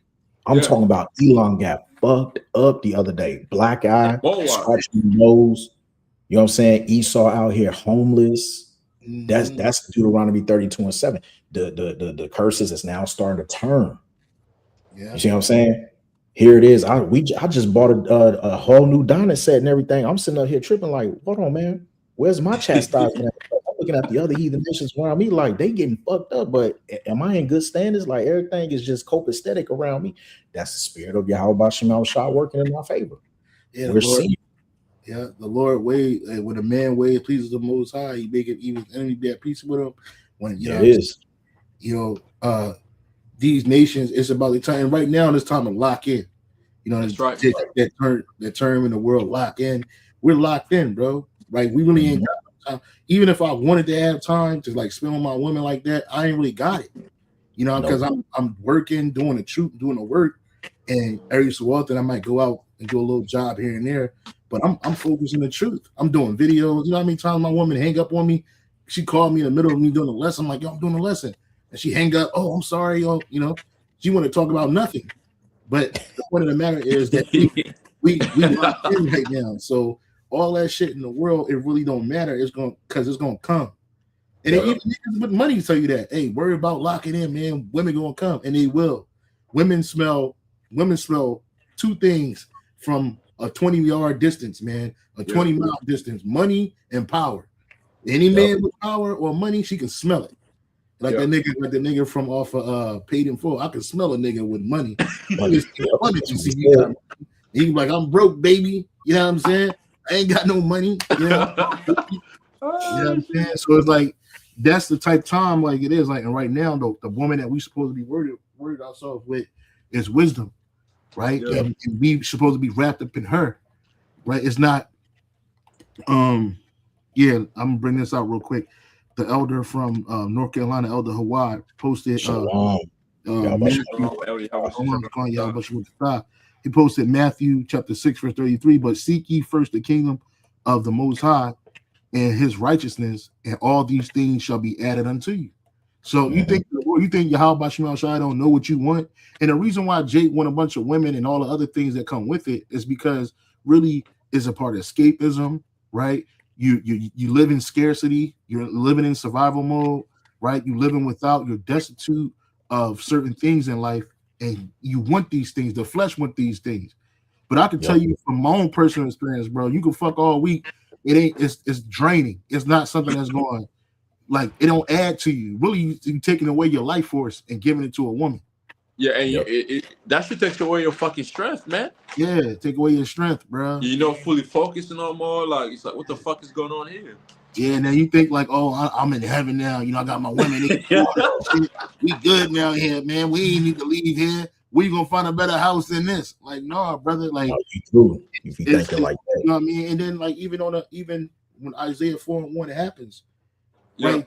Look at these women. These women, they're gonna be they're gonna be humbled. They're not gonna be prideful, right? They're gonna be in a humility state that is so low that you're gonna be like, damn, I ain't never witnessed something like this before. And then you start seeing the power of Yahweh Bashim Shai fall upon you and on you and around you, and seeing your mind, how you thinking, why you so poised, why you so sure, right? All this faith that you had is gonna rub off on her, and Lord willing, if she part of the elect, she gonna be saved. So these women are women to be saved, and it ain't just gonna be no 40-year-old woman who done got smashed and dashed. It's gonna be young girls, brother. You're gonna be 12, 13, 14-year-old girls rolling with you, man. You know what I'm saying? It ain't gonna be get real quick. Psalms 37:4. That's another one to add to your point. Yeah, Psalms what? Psalms 37:4. Okay. Because Elder, you gotta realize like these are old women, right, in this society. Like most of them, they're gonna take the mark of the beast. The ones who are gonna have the strength and to speak up and you know against the government is the young ones, because they're keeping up with what's going on with the exposure of Esau, his whole system. They're the ones keeping up. you like, the scriptures is the old bottle. You can't tell the old bottle. That goes for men and women, man. You can't tell the old woman and be like, oh, hey, the Michael, this is Michael. She gonna look at you like, nigga, what the fuck you talking about? But the young ones, they actually got that type of little bit of understanding that Esau is controlling, is controlling the whole world. Is trying to do this, and like trying to cheat people. They come into the understanding. But a 40, 50 years old woman, they're gone through. Forget about it. The scripture says you can't put new wine into old bottles. Now, that's not saying that it's not older women that believe, because you do got women out there. You got elect women out there that's gonna be up there in age, and they're gonna be brothers' wives. Yeah, right.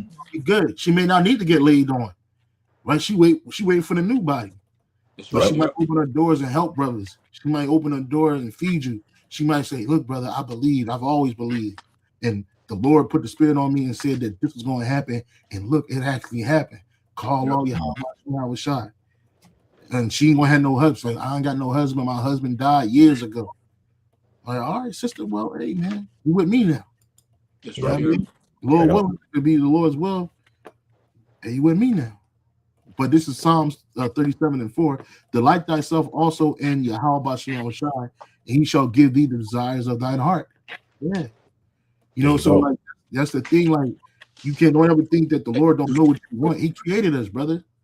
And there's so much more to life than just plowing women, bro, and even getting women knocked up. You know what I'm saying? It's just so much more. And I can't wait to be on a level to where we're not concerned with the small things in life.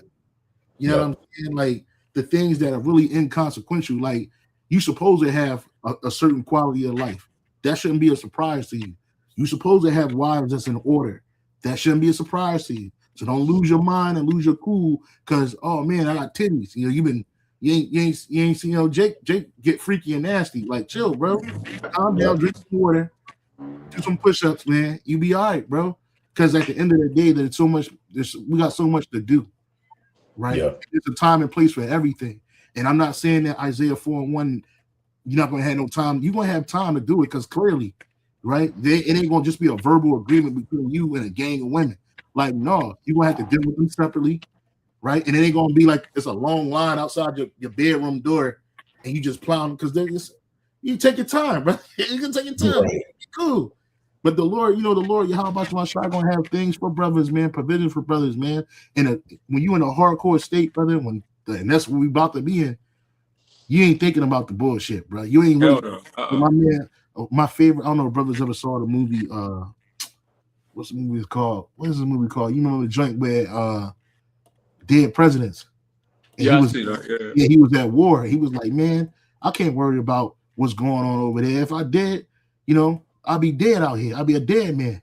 And that's when he was in Vietnam, right? Yeah, he was in Vietnam. And real quick, this is the book of 2 Timothy. Oh, it might be 1 Timothy 2, but I believe it's 2 Timothy 2. 2 Timothy chapter 2, verse 4. No man that warreth entangleth himself with the affairs of this life, that he may please him who have chosen him to be a soldier. So these things that's in this world, we ain't really, because your woman ain't spiritual, bro. She ain't thinking about salvation. She ain't thinking about getting out of here. She just want to be comforted. You know what I'm saying? Your kids just want to be fed and shown attention to. You know what I'm saying? You the only one in the house thinking about salvation and out of here, the kingdom of heaven, and trying to please your how about she have a shot.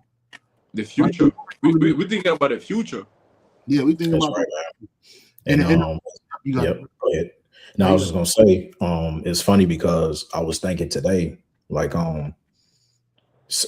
brothers sometimes don't think that we haven't been in positions where I'll probably call it, for lack of a better term, spiritual fatigue, because that can happen to certain brothers. And you just have to be aware of that. Elder Yashwam used to always say, like, there's nothing wrong with pulling yourself aside and examining yourself and say, yo, do I really believe? Like, what's going on? You know what I'm saying? Right. And a lot of times you got to rebuke that side of you where you start questioning things. It's okay to question yourself just to see where you at. You know what I'm saying? Like Elder Apostle Bar always said, you are your own worst enemy. It starts with you. All right. And with us being in this flesh, it don't make it no better, man. This shit is a fight. All right. I mean, it even says in Esdras, like, this is Israel's portion. We got to go through this. We got to enter into the straight gate, man. That's right. This ain't a cakewalk. You know what I'm saying? You got it. Slack. This is the book of Psalms 26:2. Examine me, O Yahweh, Bachim Yahushai, and prove me. Try my reins and my heart. 2 Corinthians 13:5. Examine yourselves whether ye be in the faith. Prove your own selves. Know ye not your own selves how that Yahweh Shai Hamashiach is in you, except ye be reprobates. But we ain't reprobates. Paul says, right. I trust that ye shall know that we are not reprobates. Because, like I said, going back to that point, yes, you can, spiritual fatigue. Where's your spiritual reset? El Yashawamba and Elder Ariala, they say all the time, you have to do whatever it is you have to do by any means necessary for yourself. Work out your own salvation with fear and trembling.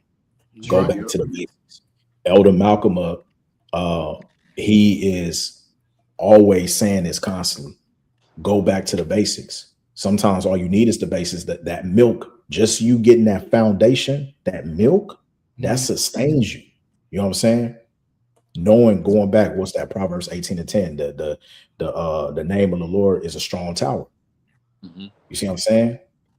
That's your rock. That's your fortress. That's your salvation. This is what you're dependent upon. So when you get that spiritual fatigue, you're supposed to be tapping in. You know what I'm saying? You tap into the wise counsel through the spirit and power of Yahweh Bashim Yahushai. This is where the tap in is at. All of us is going through it. You see what I'm saying? But that don't make whatever lot that Yahweh Bashim Yahushai has planned for you. That don't mean that, you doing it harder than the next brother. No, man. You just know that you ain't the only one out there alone, brother. That's right, yeah. That's right. You see what I'm saying? Yeah.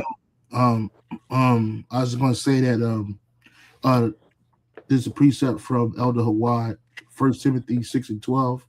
Fight the good fight of faith, lay hold on eternal life, whereunto thou art also called. It has professed. Slaki. No, you good. It has professed a good profession before many witnesses, man. See that? So in the NLT, GMS Salvation posted Psalms 26:2. It says, "Put me on trial, Yahweh Bashim Shai, and cross-examine me, test my motives and my heart." Because you want to make sure that your motives remain pure as well as your heart remain pure. And even the Elder Apostle Gabar just recently said that in a video. I believe I was watching a little bit of it, enough of it, and it was speaking about what we're doing in this truth. The title of that lesson was is you must understand what you have been called to. Message to the brotherhood, right? And it's from Apostle Gabar. You got to remember what you're a part of, man. You know what I'm saying? We really don't be entangled into this world like that. You get in, you get out. You know what I'm saying? And there's also a balance. Your brother was speaking about spiritual fatigue. I remember years ago, several apostles, as well as other elders and brothers, was making videos about, balance, finding hobbies, things to do. You know what I'm saying? Like, you consume with the truth, but you can burn out too if you're doing too much. So you got to take time to breathe, go take a walk, get into exercise and some things that I should do. Brothers is into the jujitsu. Some brothers, they into sightseeing, and some brothers go on trips here and there. Some brothers find a way to balance out this truth with the world. You know what I'm saying? Because you still here. We ain't monks, bro. Right? We ain't monks. You know what I'm saying? We spiritual men. And can I get a quick precept about sure? Yeah. This is the book of Sirach, chapter 18 and verse 20. It says, before judgment, examine thyself, and in the day of visitation thou shalt find mercy. So we know that day of judgment is coming soon. That's why we gotta check ourselves. Are we doing the right thing? Are we serving Yahweh Shem Yahshua with true heart? Like, are we doing this thing to please Yahweh Shem Yahshua, or are we doing this thing to please ourselves? Go ahead. Go ahead. I was gonna say Apostle Bar was speaking about that. He said, you know, that's a part of wisdom. Like you want to, he said, if you too much into the world, you gotta make sure you catch yourself and pull yourself back to this truth, because you don't, and you should be able to judge yourself before you how about Shai do it, because once he do it, it's a wrap. You know what I'm saying? And just, you don't want that. So it behooves us to catch ourselves before we get too deep. It's a tightrope walk that we're doing. You know, sometimes yeah, we got it. It's like to cut you off. Even the scripture says, you know, if you're a spiritual man, there's no man here that can judge you. But you know, basically, you know, if you're spiritual, you judge all things. So if you have that spirit mindset, that spirit mindset to judge all things, you should be able to judge yourself. You know, if you part of the, you know, not saying like if you can do that, you're part of the elected. But I'm saying like if you have the understanding and the knowledge of the Bible, you should be able to put yourself aside and be like, you know what, let me examine myself, let me judge myself real quick, see if I'm doing, you know, what am I supposed to be doing, because that's what the scripture says. Spiritual man is going to judge what all things. So it starts by yourself. Every time Yahushua spoke, you know, he himself was right there. He put himself in the first place. Yep. If I It can wasn't add to like, that, oh, I'm just gonna be it's like, you know, be over all these, you know, individuals. Nah, man. It's you know, we put ourselves first, and you know, the pastor said the same thing. Like, you know, when they do lessons, you know, we speaking to ourselves first. Yep. Yeah, that's my point, Sanky.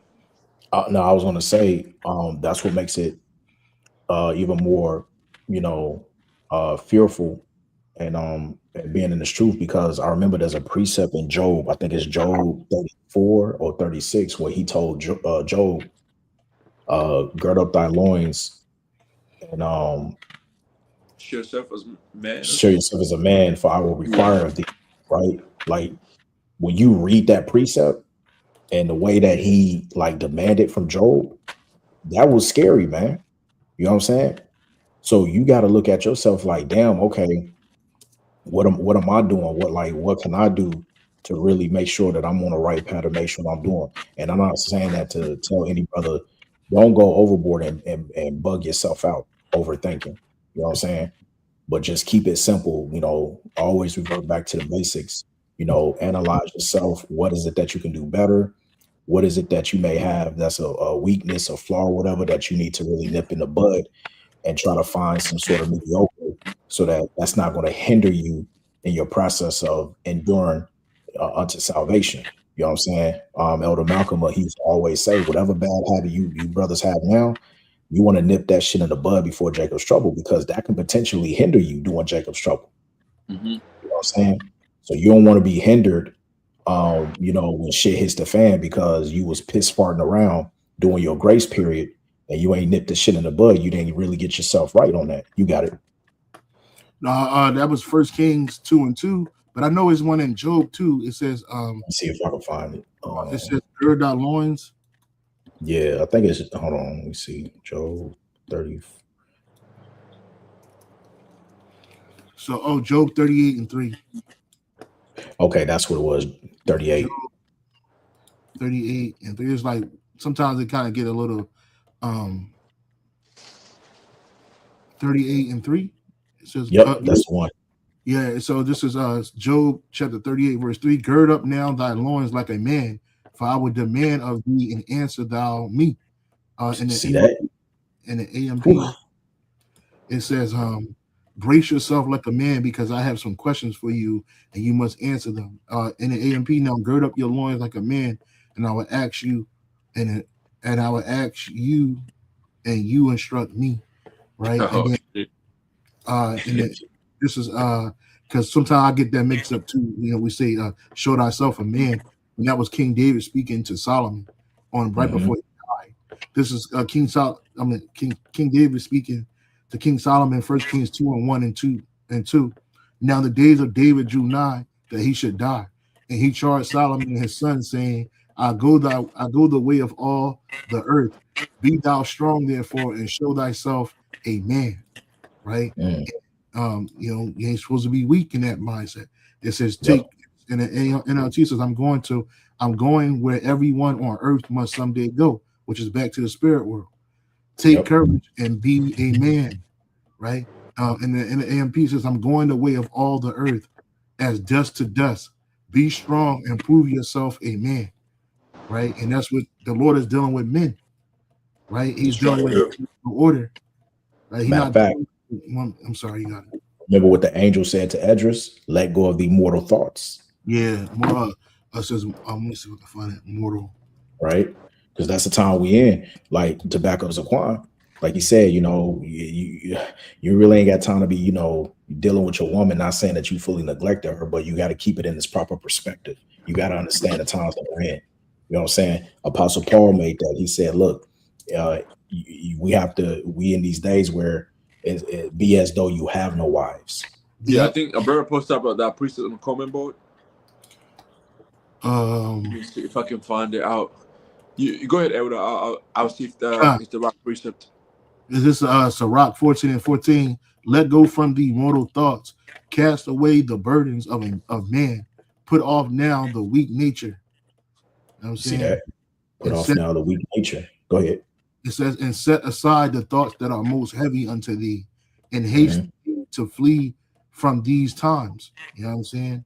I'm going to read what they say in a KJ in a GNT, second address 14 and 15. Second address 14 and 14.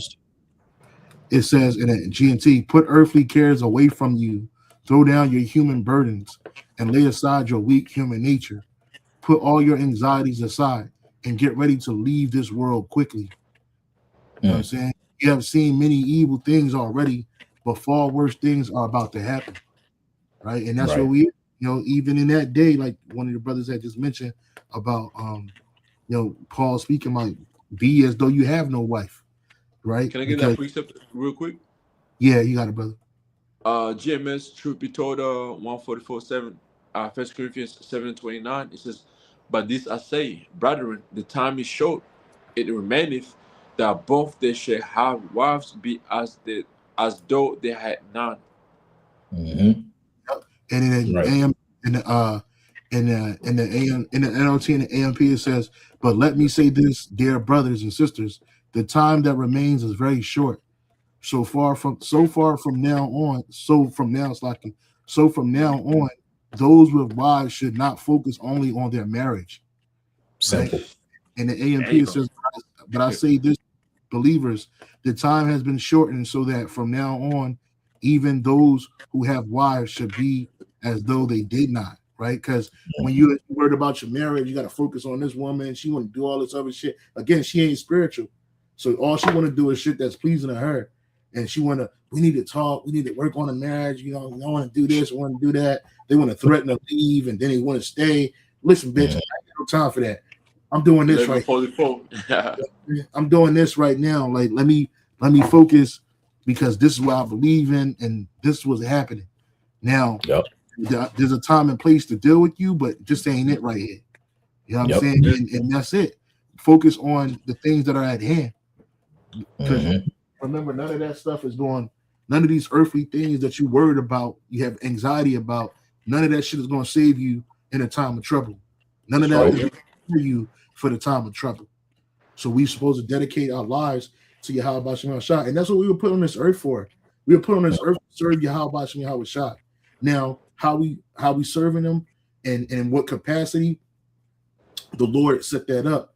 And then certain things that's in our life, we have it because the Lord set that up. It's just a part of our story.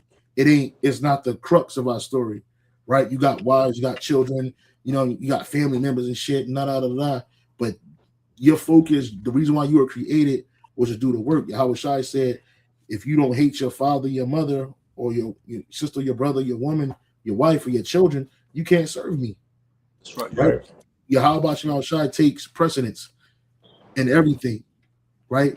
Over the other stuff. Now we are responsible for those people and those things that we have, and we ought to duly take note of those things. But this is our primary job. Yahweh Shai had brothers and sisters. He had a father and a mother, physical father and a mother, which is Joseph and Mary. And he had Mary, brothers. He had a whole bunch of brothers and sisters. But he wasn't like, yo, man, only two of his brothers was in the truth. And it was James and Jude. I believe James and Jude. Yep. I believe it was James and Jude. And then remember how Shah checked their mother. Yeah. You know, when they were you know, seeking for him, he said, man, I'm here from my father's business, and this is when he was what 12 years old, when he first, you know, was coming up. He checked them right there. And that's, you know, from there, one of the things I pick up from there is second Ezra chapter 16 verse 40, like Yahushua became a pilgrim from that age, man. He was ready, like, you know, to be, you know, to be here and there. Like he wasn't here to, you know, please his parents, stopping him to, you know, serve Yahweh. I mean, it's like Yahweh. No. And that's the time we're in right now. We, you know, the scripture says like there's a purpose, you know, under the heavens. So we're in a time of spiritual war. Also, we're in a time of building, you know, the house of David, spiritual, which is what waking up the rest of, you know, the brothers who are scattered worldwide, you know, and believers out there by what pushing the truth right here. Because that's the time we're in right now. We're not in a time of, you know, love and coming together, party and bullshit. That time is done with. Yeah, that family reunion spirit, that shit is over. It's over. Yeah. Hey, you go to a family reunion where you get a few drinks and then you're like, what the fuck am I doing here? I gotta get the fuck out of here, man. Yeah, you get your food in, you're like, what else is left? I gotta go home. Yeah. Then the longer you stay, the more you get fucking vexed in the head, man. Yeah. Yeah, because you're seeing all of the wickedness. Yeah, and the whole fucking vain thoughts. I'm like, man, and that because remember, Akim, the scripture says, "Wherewithal shall a young man cleanse his way by taking heed to the word." When you take heed to the word, you're starting to cleanse. You're working on the inner man as well at the same time. When you get around other family members and stuff that are still a part in the world, you know, to elaborate on the brother's point, you start to get vexed in the spirit. You see what I'm saying? I mean, I believe there's a well, that's pretty much. Go ahead, you got it. I got a precept real quick. This is change relationships. You check it 12 verse 46. While he yet talked to the people, behold, his mother and his brethren stood without, desiring to speak with him. Then one said unto him, behold, thy mother and thy brethren stand without, desiring to speak with thee. But he answered and said unto them, but he answered and said unto him that told him, who is my mother, or who are my brethren? He stretched forth his hand and toward his disciples and said, behold, my mother and my brethren. For whosoever shall do the will of my Father, which is in heaven, the same is my brother and sister and mother. That's a cool cut. You got family members that ain't doing the will of Yahweh Bashim Shah. So these people, they just a portal that you came through. Doesn't mean you disrespect them and fuck them up and hate them. No, but you have to separate yourself from these people because, like you said, they're gonna be, roughly paraphrasing what you said about the family reunion. They're gonna be bringing you your spirit down, bro, and they ain't going nowhere. They're just stagnant. And what do you really want with me? You know what I'm saying? I'm doing my work. I'm doing the work right now. What is? And then obviously, I always extrapolate that maybe they was worried about him or something, and they were, they didn't want they didn't want nothing to happen to him, so he's gonna try to talk him off a ledge or something. You know how Jake. You know what I'm saying? I'm gonna see what it says in the MSG version, Matthew 12. Right, in the MSG version, I'm trying to see. I'm gonna start using that, man. MSG. Yeah, it says in charge of everything. I'm sorry, verse 46. The MSG, 46. Come on now. Verse 46. So it says right here, obedience is thicker than blood. Right, so people be like, order. Now, obedience is thicker than blood, right? It says, while he was still talking to the crowd, his mother and his brothers showed up. They were outside trying to get a message to him. Someone told Yahushua, your mother and brothers are out here wanting to speak with you. Yahushua didn't respond directly, but said, who do you think my mother and brothers are? He then stretched out his hand toward his disciples. Look closely. These are my mother and brothers. Obedience is thicker than blood. And the person who obeys my heavenly father's will is my brother and sister and mother. You see? Right, So period. Hey, that's a big separation right there. yeah, Yep. yes, it definitely is a big separation. Because see, the Catholic Church, they claim that they elevated Mary to some type of saint and all this other stuff, but that's not what you supposed to do in the first place. But what the Yahweh Shai do? He rejected them. Mhm. Two of his brothers was in the truth. Two of his brothers weren't. So Yep. what are they doing? What can you really tell me right now that's going to help forward my father's business? What you going to tell me is something to stop it? You're trying to hinder it, right? What kind of message you really need to get to me, right? I'm good. I'm already set. I'm set in the will of the Father. So there's nothing going to change that. You know what I'm saying? And like I always said, I was extrapolating, saying that, like, you know, maybe they was trying to get a message to him, like, yo, you need to chill out, man, because they talking about hurting you and killing you and all this other stuff. You stressing mommy out, mommy stressed out, and blah blah blah. blah. He ain't trying to hear that, bro. Like, listen, man, everything's gonna be cool. You know what I'm saying? I'm doing the will, I'm doing the work. Yep. And also, that proves a point. You know, when the scripture says that you are the sons of God. Yeah. So the elect in these times that we're in right now, they're gonna be doing the work of Yahweh, showing that the sons of God in the time we're in right now, they're gonna be pleasing Yahweh and Yahweh Shai. That's it. That's it. That's it. Yeah, Their mindset. you got it, You brother. see, Yahweh Shai is the epitome, what we would say in the world. Yahweh Shai, he really was the epitome of, he really out there. He was really out there in them streets. Yeah. All right. He was out there. Yeah. See what I'm saying? And you niggas out here, you know, all these other camps, you're not really out there like that. And it turns out on a spiritual level. Well, they're not doing the will of the Father. There you They're doing go. their own will. They're doing their own thing, right? You know what I'm saying? Like, and they're doing their own thing, and that's not what we're supposed to do. We're supposed to be occupied in the Father's business. Now it's the Father and the Son's business. Yahweh Shai, right? And like you said, your family ain't in the truth, bro. They're not in it, right? That's Now, right. some brothers are fortunate they may have a brother or a sister or even a mom or dad that believe or something like that. Hey, cool. My parents don't believe.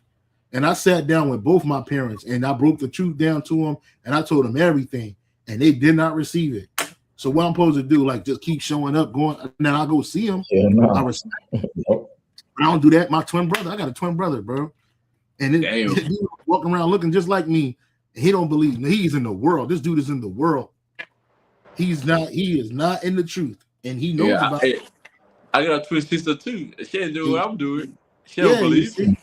She don't believe. So it's like, now we already done it. There's already a spiritual divide there. You know, he's an Israelite, but she's an Israelite, but they're not in the truth. So what do we have in common? It's just the same way Apostle Gabar was breaking it down in his video that I had mentioned earlier. The people in the world, they're not in the truth. So what are they doing for you? If I'm about to say something, man, the time I called it was our birthday, right? Mm-hmm. And then, you know, the whole cake was laid on, and my twins like, oh, we gotta cut the cake. I looked, I said, I can't do that no more. Like I'm no with that. Man, that's the time she like developed like a perfect hatred towards me. Like, nah, like we twin. Like everybody's like, oh, you guys are twins. You gotta cut the cake. I said, I'm not doing that no more. And that from there, that was the division from that time. To this day, it's still growing. Yeah, and that's because they are in the world and you're not. You're not of the world. You're in it, but you're not of it. You got it, brother. Yeah, I was gonna say, my little one's birthday was a couple of weeks ago, and because we don't celebrate it, we just told the family to come over because we got a swimming pool and it was hot that day. They said just come and join us, let the kids run around the pool or whatever. We ordered some pizzas, you know what I'm saying, have like a little luncheon out, summer day. Yeah. Tell me why. Everybody gets up where the table was and a pizza to get their food. And my rib, all she did was just she put out like some treats and stuff, like a platter of fruit, you know what I'm saying? And then for the kids, little sweets, cupcakes, and then the cake or whatever. So my father-in-law gets up and he looks about, and the first thing he says, well, aren't you guys want to cut the cake? And I was like, no, we don't do that. You know what I'm saying? Well, my little one, she just made a little small speech, said, "Hey guys, thanks for coming out and just hanging out with us today and stuff. Just a family gathering and stuff like that. Hope you we lost a brother." Oh, he coming That's back. right. And long story short, he got pissed off. He's like, "Oh, well, what are we standing up here for if we ain't doing nothing like that or whatever?" Then he just went and sat back down and said nothing to nobody. I was like, "Yeah, we don't do that up in here, player." You know what I'm saying? We not doing that. But you know, my little one felt conflicted because she's starting, you know, like I'm teaching her in increments, little bit by little bit. Yeah. She felt conflicted because her grandmother, my ribs mother, asked her like, you know, aren't you going to cut your cake and blow out your candles? And then she didn't know what to say. She looked at her rib. I was at work at the time, so she just kind of looked over, was like, kind of, you know, what's she supposed to say? She's 10 years old. You know what I'm saying? She ain't supposed to really get caught up in that. Yeah. You know, but it happens, brothers. Just let y'all know. Y'all see our faces on the camera stuff, and don't act like we don't go through these things. We go through it. So we go through it. And the elder said his phone died, but he's gonna let it charge up. And but yeah, so like yeah, man, you know, it's about separating from this world. And once you have to separate from this world, but we're still in it, right? So then you gotta, once you separate it, now you gotta learn how to navigate it. You know, some brothers have more better ability than others. But see, these stories and testimonies that we bring out is for the hopeful elect. So because y'all dealing with the same thing and you ain't going through nothing strange. It's supposed to happen. You know what I'm saying? We live in the West. You could change it back to your joint, my brother. Okay, cool. Yeah, we're to learn how to navigate this world in righteousness. Yahweh Shai said, "Be ye wise as serpents, but harmless as doves." Yep. So we always got to use wisdom wherever we at and in any situation. Right? I'm not gonna sit amongst my family and break down the truth. I've been to family events and shit. I went home and shit, my family, and everybody was at my cousin's house, and I think it was Christmas Day. I didn't bring no presents or nothing like that. I brought myself. Say what's up. We did the same. Got food, and I just talked to my people. You know what I'm saying? Niggas is Muslim anyway, so what the fuck? You know what I'm saying? So why you got a Christmas tree up here? But I didn't question it. I just said, you know what? Hey, I just talk and have a conversation about random shit. You know, it wasn't really feeding my soul, but you know, it was cool. You know what I'm saying? And it teaching me how to manage it. Like when I show up, it ain't like, oh man, he come with that Israelite stuff. Like, no, I ain't gonna tell you niggas. You niggas gonna die. You know what I'm saying? It's just good to see you while you're here, but you niggas gonna fucking die if you don't repent. And the scripture says, if it be within thee, live peaceably with everyone. Right. That's right. So you learn that by being in those situations. You know what I'm saying? And we did the same thing too. We my in-laws, they held it. We ain't showed up with nothing. We just went over there. You know, oh yeah, here's a plate. Oh, thank you. You know what I'm saying? We'll eat some of that a little bit. And when it was time, when they did the Santa dress up, my two little ones was in the back chilling on the wall like this, looking at their cousins like, y'all a bunch of damn fools, man. Yeah. And in this world, it can make the children feel a little left out because this is the way of the world. But we're bringing something in. We're bringing something new. You can't tell a man how to raise his children.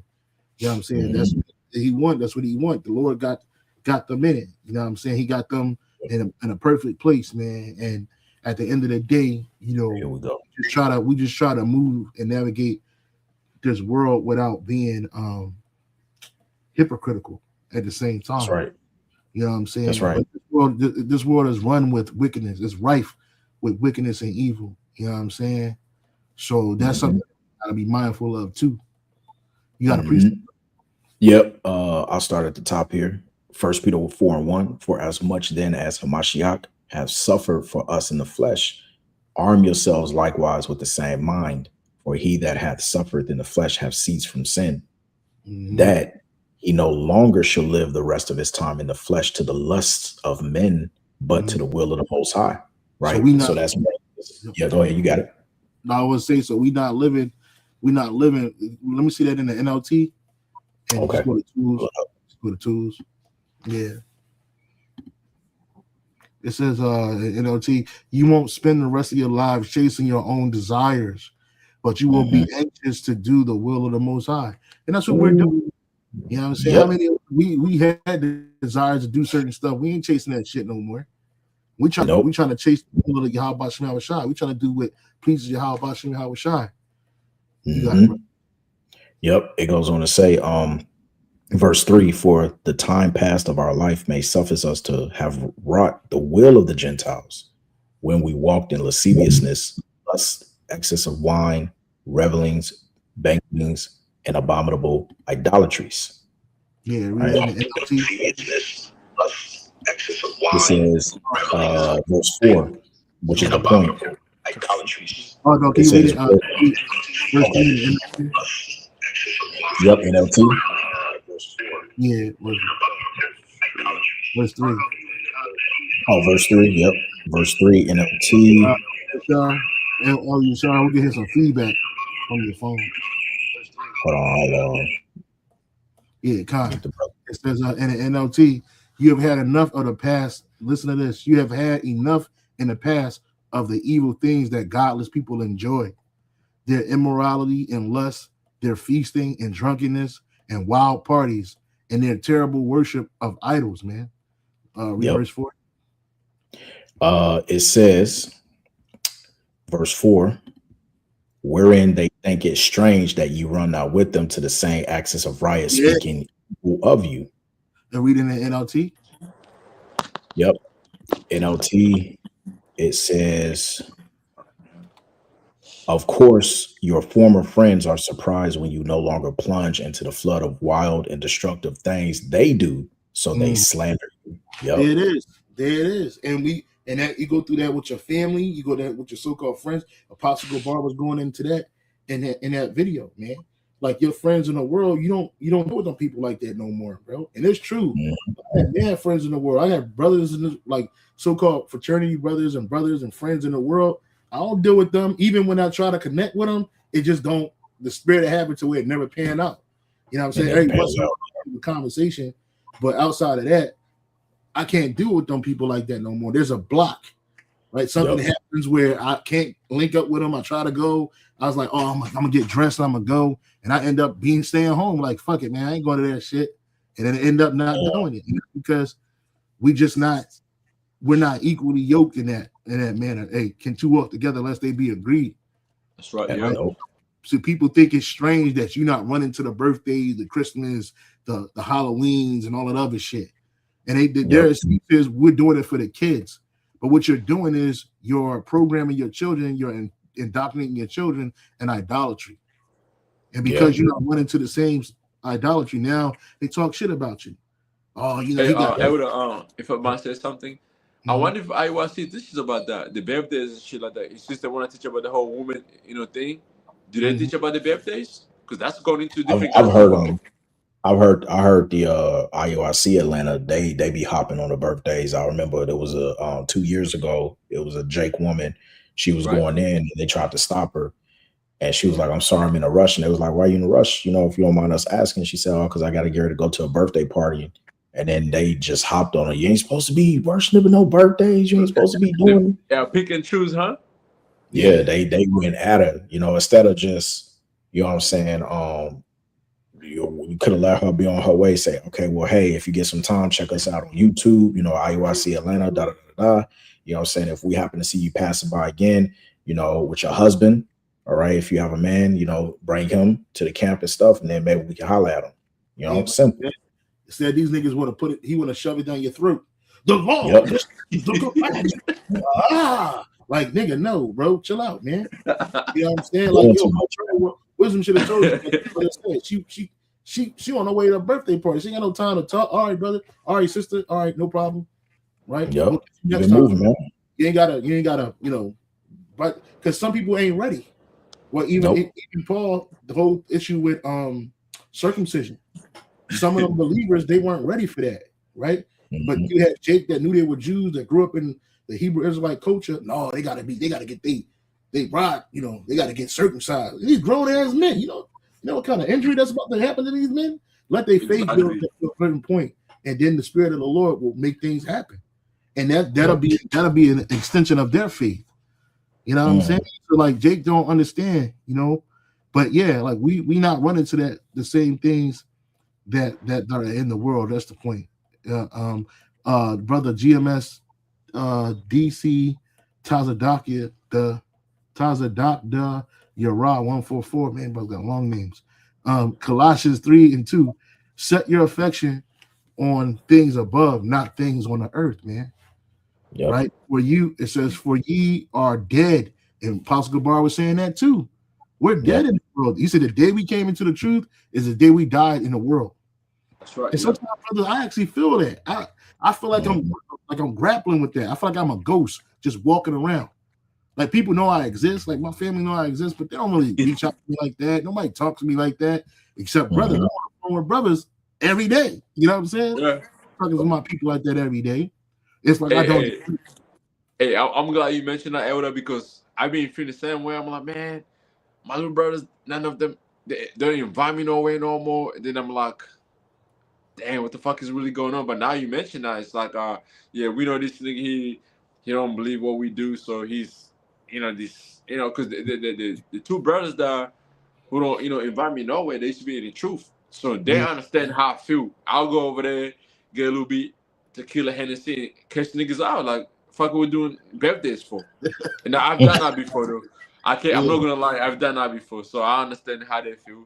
So, but I was, I've been going through that whole battle of it, but now I'm like, now you mention it, I'm like, okay, it makes sense. Yeah. We can't have that. You can't have that nigga here because he's gonna start talking about the truth. That's the only conversation he's gonna have here with us. So we don't want that. Yeah, that's right. Right, brother. And like I said, like Apostle Gabar said, he said the day we came into the truth is the day we died in the world, bro. It said ye are dead in the world, but we are alive in Yahweh Shah. And in Colossians 3:3, for ye are dead and your life is hid with Yahweh Shai in the Most High, Yahweh. Right? So it's hid. Let me read that in the can you get that verse, brother? That verse and read that, brother. Amplify. Yeah, that too. I like the AMP. I like the AMP, MSG, NLT. I was like, bro, like it be hitting, man. Like, yo, this. I didn't get on MSG. Is that on just a laptop usage? Yeah, you can get on your phone. Just go to Bible Gateway. Like on a website, right? No, you can go to Bible Gateway. I'll send it to you. I'll send a link to you on WhatsApp. Can you read it, Zaquan? Go ahead. You got it. Yep. AMP, it says, for you died to this world and your new real life is hidden with Hamashiach in the Most High. So this is not our real life. This is just it's not a simulation, but this is not our real life, bro. Like you into people's, you hanging out with these so-called worldly. That's not your life no more, bro. Our real life is in Yahweh Shai, and it's hidden to the world. They can't understand it. They can't see it. Right. So it says in the NLT, you died in this life, and your real life is hidden in Hamashiach, Yahweh Shai, in the Most High Yahweh, man. So we're our true life is hidden, because in reality, brothers, Lord, when we part of the elect, we're kings, bro. We're sitting on thrones. We got servants and handmaids. We part of the Lord willing, we part of the elect. We're part of the elect. You know what I'm saying? So our real life, this is just a temporary thing. Everything in it, your children, your woman, your so-called family members, all that shit is temporary, man. Some of them may not make it. I got a precept here, and please correct me if I'm wrong, right? This is the book of Hebrews, chapter 11 and verse 20. That's like Hebrews chapter 11, verse 13. It says, "These all die in faith, no having received the promises, but having seen them afar off, they were persuaded of them, and embarrassed them, and confessed that they were strangers and pilgrims on the earth." So this is going into our forefathers, right?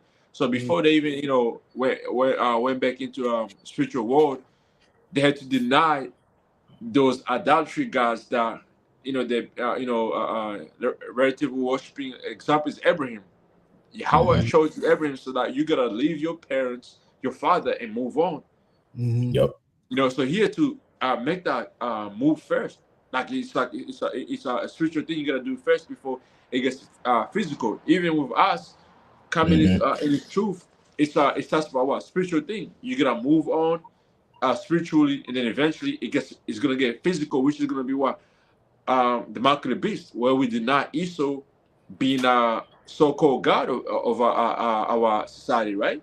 Yeah. Right. So Yeah. our Because forefathers did. I believe that they had to go through that whole spiritual mindset as we go through right now, to where like they had to deny everything that was happening in those days, but they moved by faith, because Yep. Hebrews 11 is going to what faith, right?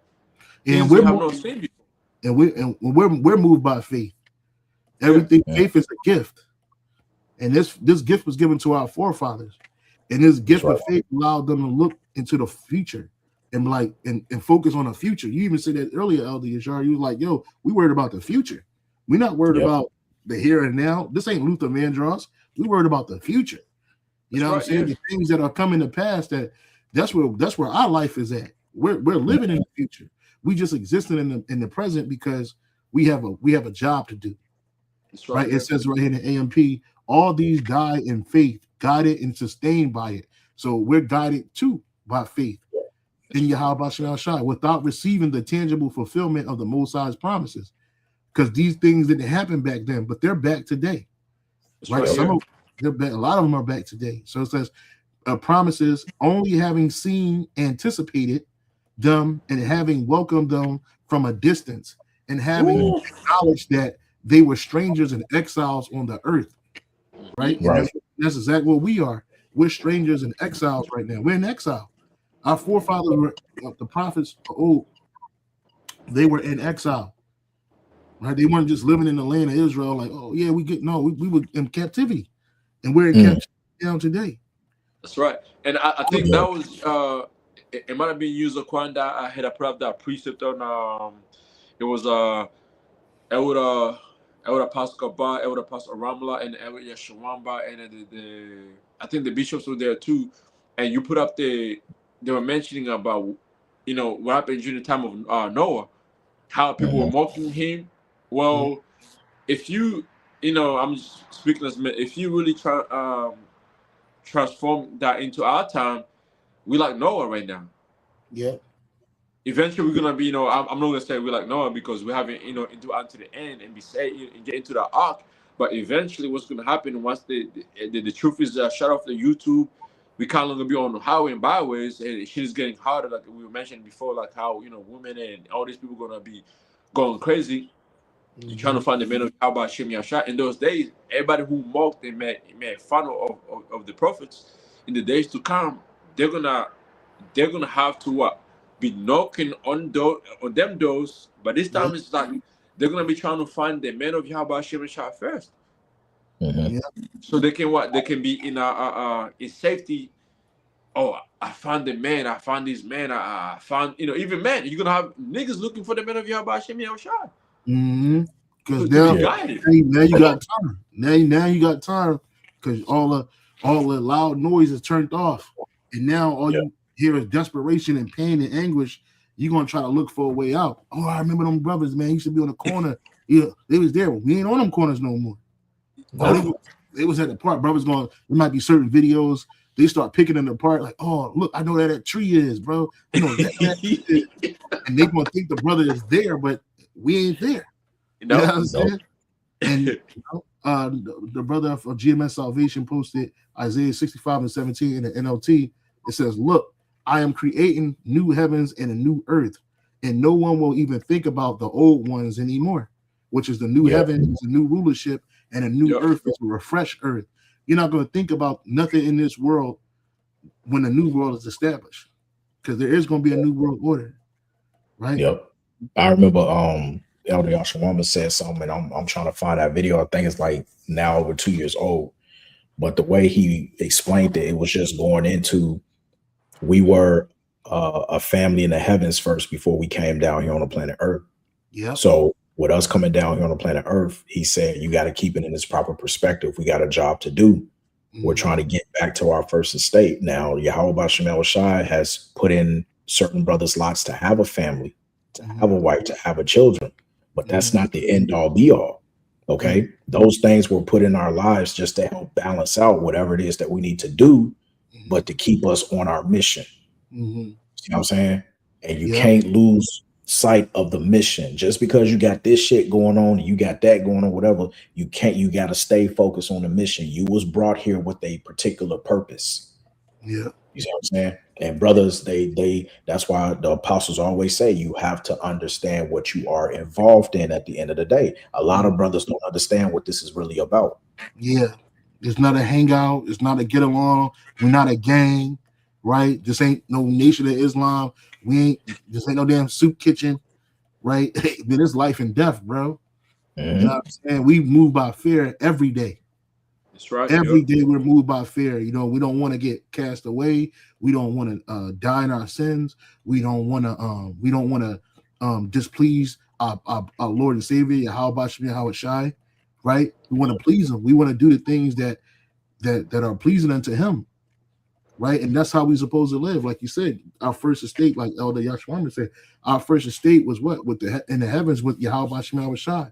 That we was the first fruits. The real family reunion gonna be when we get on them chariots, bro. Yeah. Yes, it is. We fam. That's gonna be a family reunion to remember, because we're family. Oh, us brothers, man. Lord, when we part of the elect, bro, it's not funny. It's not weird that we have a connection that we have. You know what I'm saying? It's just natural. We ain't acting. We ain't playing brothers. Like, this serious. You know what I'm saying? Like, I really believe these are my brothers. Like, yeah, my real brothers. You know what I'm saying? Like the brother Kahan, the brother Kayal Mav here in Hawaii. We a real family over here, bro. Right. All the brothers around the world, we have a connection. And you know, some brothers are closer to others, and some brothers may get on other brothers' nerves a little bit more. So like if I get on any brother's nerves, you know what I'm saying? The matter is, it's the normal shit though, you know? Yeah, it's normal shit. You know what I'm saying? Like those brothers, you know what I'm saying? We get took out that spirit, but we're family, and that's the thing. Our true family is this. Now, Yahweh Shai may have mercy on them women that are part. Some of your wives might have been women that helped you in the past. That's right? Some of your children may be your Yeah. family members that believed in the past. Right? So And the back, what is that? Is that Daniel chapter 12? It says, you're gonna be back in your lot. So that goes into the prophets, but also that goes into the scoffers, false prophets, the people that you have in your life. They're all back into the, where they belong into their category. Everybody's back into category. Esau's back over here as who? Cain. That's Cain back here right now. But this time he can't fucking hide himself. Yeah, he can't hide now. He's trying to AI, he's trying to everything, he's trying to, change the truth, but it's like, nah, man, this is it. This is it for you, Esau. Like, your empire was gone, during the dark age, you were gone. You're back in power, you're trying to change the story, but guess what? You will be found out because this is it. Okay, this is it. Like, you're gonna be the last one in the rulership before, Jacob, comes in power, as is it's mentioned in the book of Second Ezra, chapter 6, verse 9. Right. Like, you gotta be in power. Esau in it now, he can't fucking hide it no more. Everybody's coming out pointing fingers. Yeah, Amalekites, which the small, they the one in power. They run America, they run Australia, they run this country. They're doing this now. They're protected. Everybody is realizing you are the one. And you see what's going on. It goes back to all the way to Cain. Remember, Cain was called a vagabond and a fugitive on the planet Earth. Yeah. Right? Now you see how it's manifesting out in real time. You see how now, to know who's ruling the world, understand who you cannot speak about. Yeah. Okay. And the same people you can't speak about, they're on the verge of running away from reality. They do not control the narrative anymore. So therefore, we are in what's the word I'm looking for? Well, we know according to prophecy that persecution. We understand that this devil is about to truly show his horns. Okay, because he was blessed with the sword. So we already know what he's about to come with. You know what I'm saying? We know exactly how he's finna get down, because that vagabond and fugitive that's on earth, guess what? You've been found out. Okay, the man of sin is being revealed. You see? Yep. Yeah, man. So this is where we at, man. I don't know, my computer's acting up for some reason. But yeah, man, maybe got too many windows open or something. I don't know what's going on, but hopefully, you know, I guess that's all I had, brothers. You know, I just tuned in, hopped in with bros, and I appreciate brothers' love. We're gonna have to do part 2 because we didn't even get into the WW3 videos. Oh, good. The spirit had it that way. Yeah. And I told the brother, like, yo, we're gonna have to do part 2 tomorrow, man, because I don't think the way things works out, like, you think you got it, but the end of the day, like, it could be one topic that goes on for 5-6 hours, and you're like, what the fuck, you know? Yeah, bro. So I don't know why my drink popped up, but I just saw this Nate Parim. He dressed like a pimp, a Mississippi pimp. You know what I'm saying? Jake, man, we need to get the hell out of here, man. So that's all I have. I ain't got nothing else, man. You can close this out, man. Yeah, we'll be back tomorrow. We'll be back tomorrow. Part 2. So yeah. God, man. So you got that. We want to give all praise, glory, and honor be to Yahweh, Bahasham, Yahweh Shai, Bahasham, Rachaha, Kodash. And double honors once again to the beloved elders and apostles of Great Millstone, better known as GMS, who grew well. Peace and salutations unto the hopeful elect, the tabernacle of David. It's on to the next. Abaratazah. Shalom. Shalom.